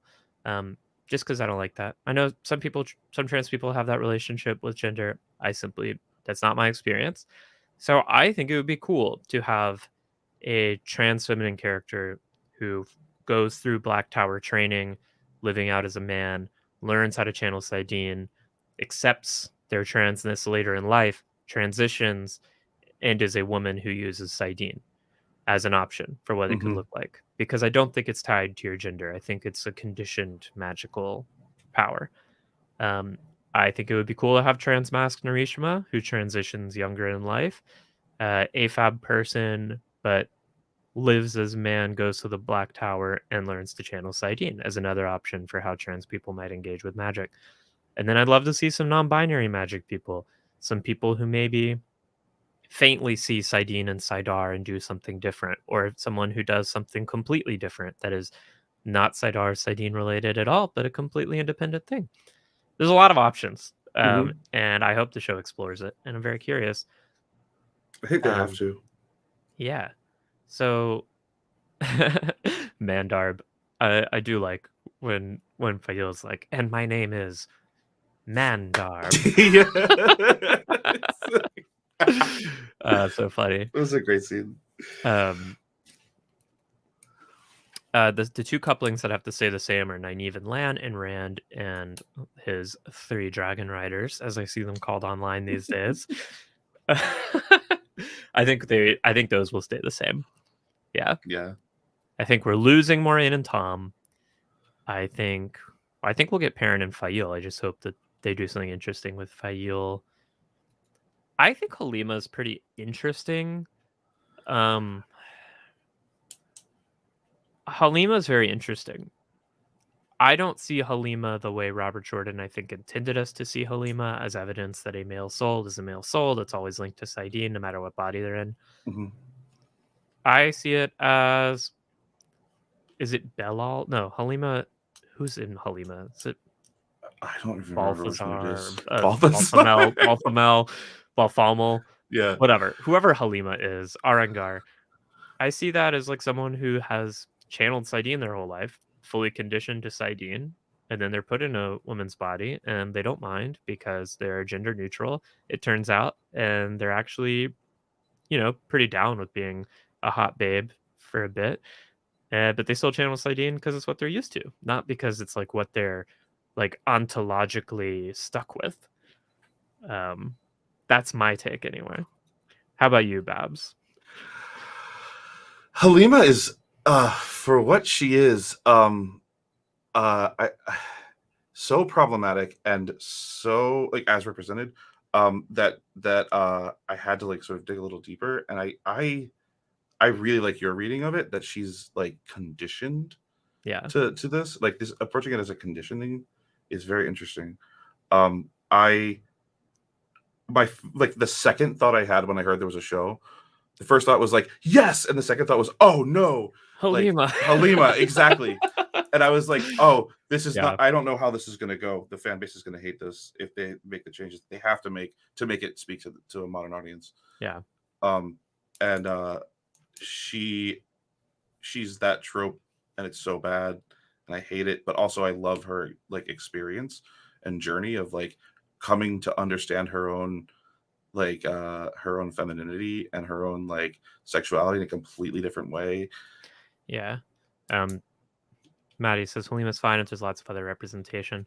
Yeah, I agree. I think Halima is actually a very interesting and valid experience of gender. Like, I think Balthamel might not have realized they were maybe a non-binary, gender neutral, agender, gender fluid, bigender, until they were put into a female body. And I know people complain that it's a punishment that they were put into a female body, but it's a punishment to the Dark One. So I don't think it's like, we're not meant to accept that it's a good punishment. And I think, in fact, Halima's experience bears out that it's not a punishment at all, because Halima's like, I don't know what you're talking about. This is fucking sick. I love having tits and getting to fuck dudes and women whenever I want. Yep. And I think it could be a super cool, like super actually gender expansive and progressive take on the character if they play it right. My fear is they do Halima and they're like, this is our trans woman character, because that's obviously wrong. They could do a take on Halima as a trans masculine figure where Halima just ends up with hardcore dysphoria, and that would be an interesting take too, as a way of presenting that experience. But I like her as this like just totally go with the flow. I don't care what sex my body is. I'm just like, I'm here to fuck and do magic. You got a headache? Yeah. I'm here to give people headaches. I think they're exploring masculinity in a really interesting way in the show. Yeah. Like especially the last episode specifically. I think a lot of it was built around like exploring healthy and unhealthy masculinities. And as you've pointed out before, and the only reason I was really trained on this is because you pointed it out, that you think that they're interested in exploring what a healthy masculinity is. Yeah. Because I think the books kind of lack that. Yeah. I think the books were like very clearly were Robert Jordan attempting to engage with that question and like sort it out for himself, I think. And like, yeah, the books, I think one way to look at the books, and I don't know Robert Jordan and I never talked to him and I wasn't there when he was writing the books, but to me, they feel like someone processing trauma and like processing their own life. And there's a lot of processing in the books. And I think he like wants to talk about healthy masculinity. And I think we get glimpses of it. And I think we see some of it in Rand's journey. Like it's definitely a rejection of the stone stoic form that Rand attempts to adopt. But I mean, we didn't get to see him finish the series. So yeah. I think basically what they've done is accelerate Lan's journey. Because I don't think Lan is meant to be healthy in the books. I think he's in fact very unhealthy. He's suicidal and like unable to speak to another human being, basically. Yeah, he's not in a good place. What do you think about the change has, like, what are you, when you say this, like, what are you pointing to in the books where you're like, I'm not sold on this take that the show has improved on? I mean, just the he's emotionless almost, and like you really have to go through like multiple reads to get any reading of Lan having emotions in the first like 3 or 4. Like he makes a joke once or something, like I don't remember the specifics, but like it's a friend of mine was like, oh, I'm getting from this character from the show that this is a sort of ideal fighter person. This is like within 10 minutes of meeting Lan. And I think that was like those like the early scenes of him in episodes 1 and 2 were like most like the book in that way, and it sort of like he got more expanded as the episodes went on. And I like that they're doing. He looks to me, as I understood last night anyway, or today or whatever. His grief processing is like so central to what's going on that like, and that feels like. It feels like he's had to deal with this before with other people, and it feels like he was looking for this to make sure that it didn't happen, and like he has to process like grief about like this loss in a way that's like really emotive and like stands out. Yeah, this Lan is like an emotionally actualized and I really love this Lan. And you're exactly right. Like when he happens upon Stepan doing the Forsaken ritual, and he's immediately like, I'm gonna stay with you tonight because like this is a man who has, well, as we know from the books, like Lan has dealt with suicidality himself. Like he knows what he's seeing and he's trying to help a friend, and the grief is like so real and so poignant. It's really sad. And it's interesting. Like Lan is in a different place here than he is in the books. I think the Lan we're seeing is the Lan from the end of the series. I think they have just like pushed him forward in his personal arc to serve as this model for our young men. Yeah, I wonder if we'll get any flashbacks to how he, like his own relationship with like Bukama, because it's not like we see him being a healthy griever early in his life. Right, exactly, yeah. He is very much a suppress, don't think, someday I'll get the sweet release of death and the blight. And until then, I just have to do my duty. And if you dare let go of me, I will just run straight to the blade. That's what's going to happen. Yeah. Yeah, he's not a healthy boy. And as Boggy points out, he gives Rand some of the worst advice at the end of the Fires of Heaven. I don't remember He gives Rand terrible advice all throughout. He's like, yeah, men like us, we can't love. We're not to be loved. Oh, yeah. That's right. Yeah, I think it makes Land's like this Land. I love Book Land and I love the journey he goes on.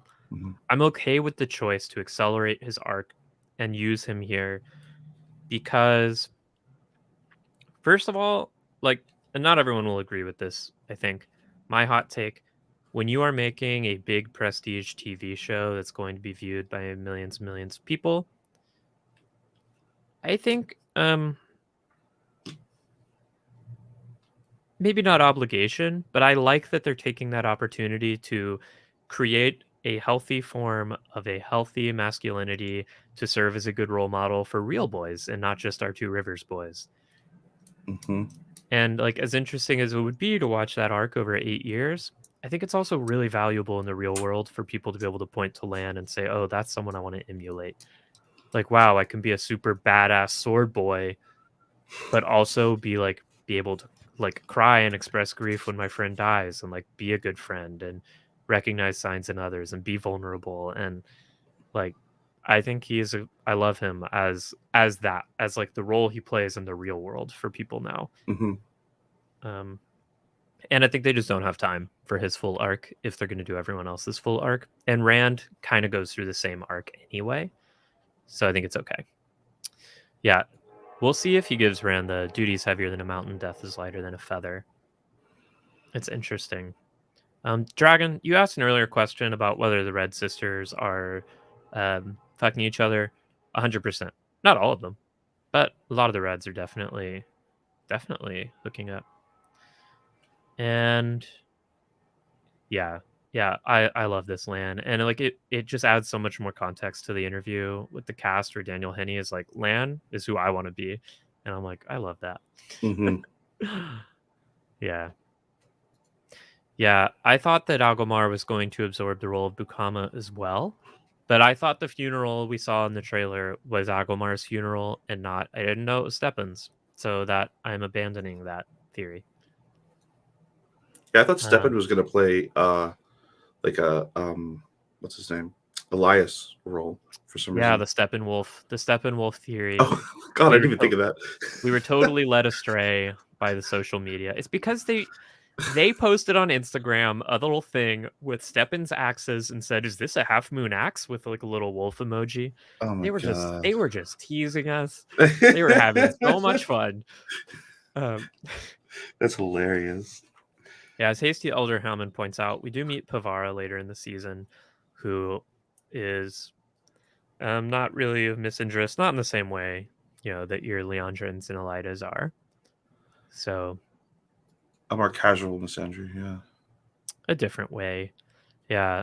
The Huron Elias melding. Interesting. That makes sense with his nose abilities.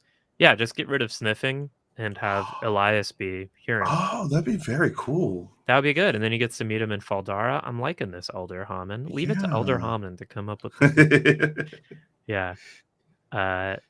Fantastic. Well, unfortunately, I have to cut us off here because we're about to hit the road to Seattle, because I will be in Seattle for Seattle Comic-Con and Emerald City Comic-Con on a Queering the Wheel of Time panel with some of our good friends. It's being organized by James Stark from Dragonmount. So check them out on Twitter and find out more information about the panel. I don't know if it'll be available online or not. I hope so. I think we'll have someone film it if it's not officially filmed. But Babs, thank you so much for joining our stream today. It's been really lovely to meet you and talk Wheel of Time with you. It's been a blast, honestly. I was so nervous at first, and this just turned into a conversation, and that's so nice. Yeah, of course. Loved having you. Loved getting to meet you. I always love hearing people's thoughts. And Babs, you're in our Discord. Yeah. If people want to come talk to you, they can find you in our Discord. Yeah, I am here. I am Babs. You are Babs in the Discord. Here's a link to the Discord, and y'all can also find us on Patreon. Babs is one of our wonderful patrons. And now that I have the actual banner, let me do my let me do my best stab at Mary Lou's incredible patron song. I'm no Mary Lou, but I'll do my best. Okay, here we go. We got Babs, Ash, back that ass up. Natalie McCartney, Paige Smith, Balance Gaming, Catherine Fink, Mistress Dovier, Katie, and D.E.S. Marissa Swank. So that's our patrons, and you can join our patron song if you want to be a part of our patron rap. Hit us up on patreon.com/Maidens of the Spear. This has been Maidens of the Spear, where we talk about the Wheel of Time. And Babs, do you know what else we do on this stream? We have a really good time. Hell yes, we do. Babs, thank you so much for joining us. Everyone in the chat, thank you so much for joining us. I hope we'll be back on Monday at 11. I might still be on the road from Seattle, but keep an eye out on Twitter at Spear Maidens, and you can get updates on whether or not that stream will be happening. I desperately hope it will be. Goodbye, everyone. Have a wonderful, have a really good weekend.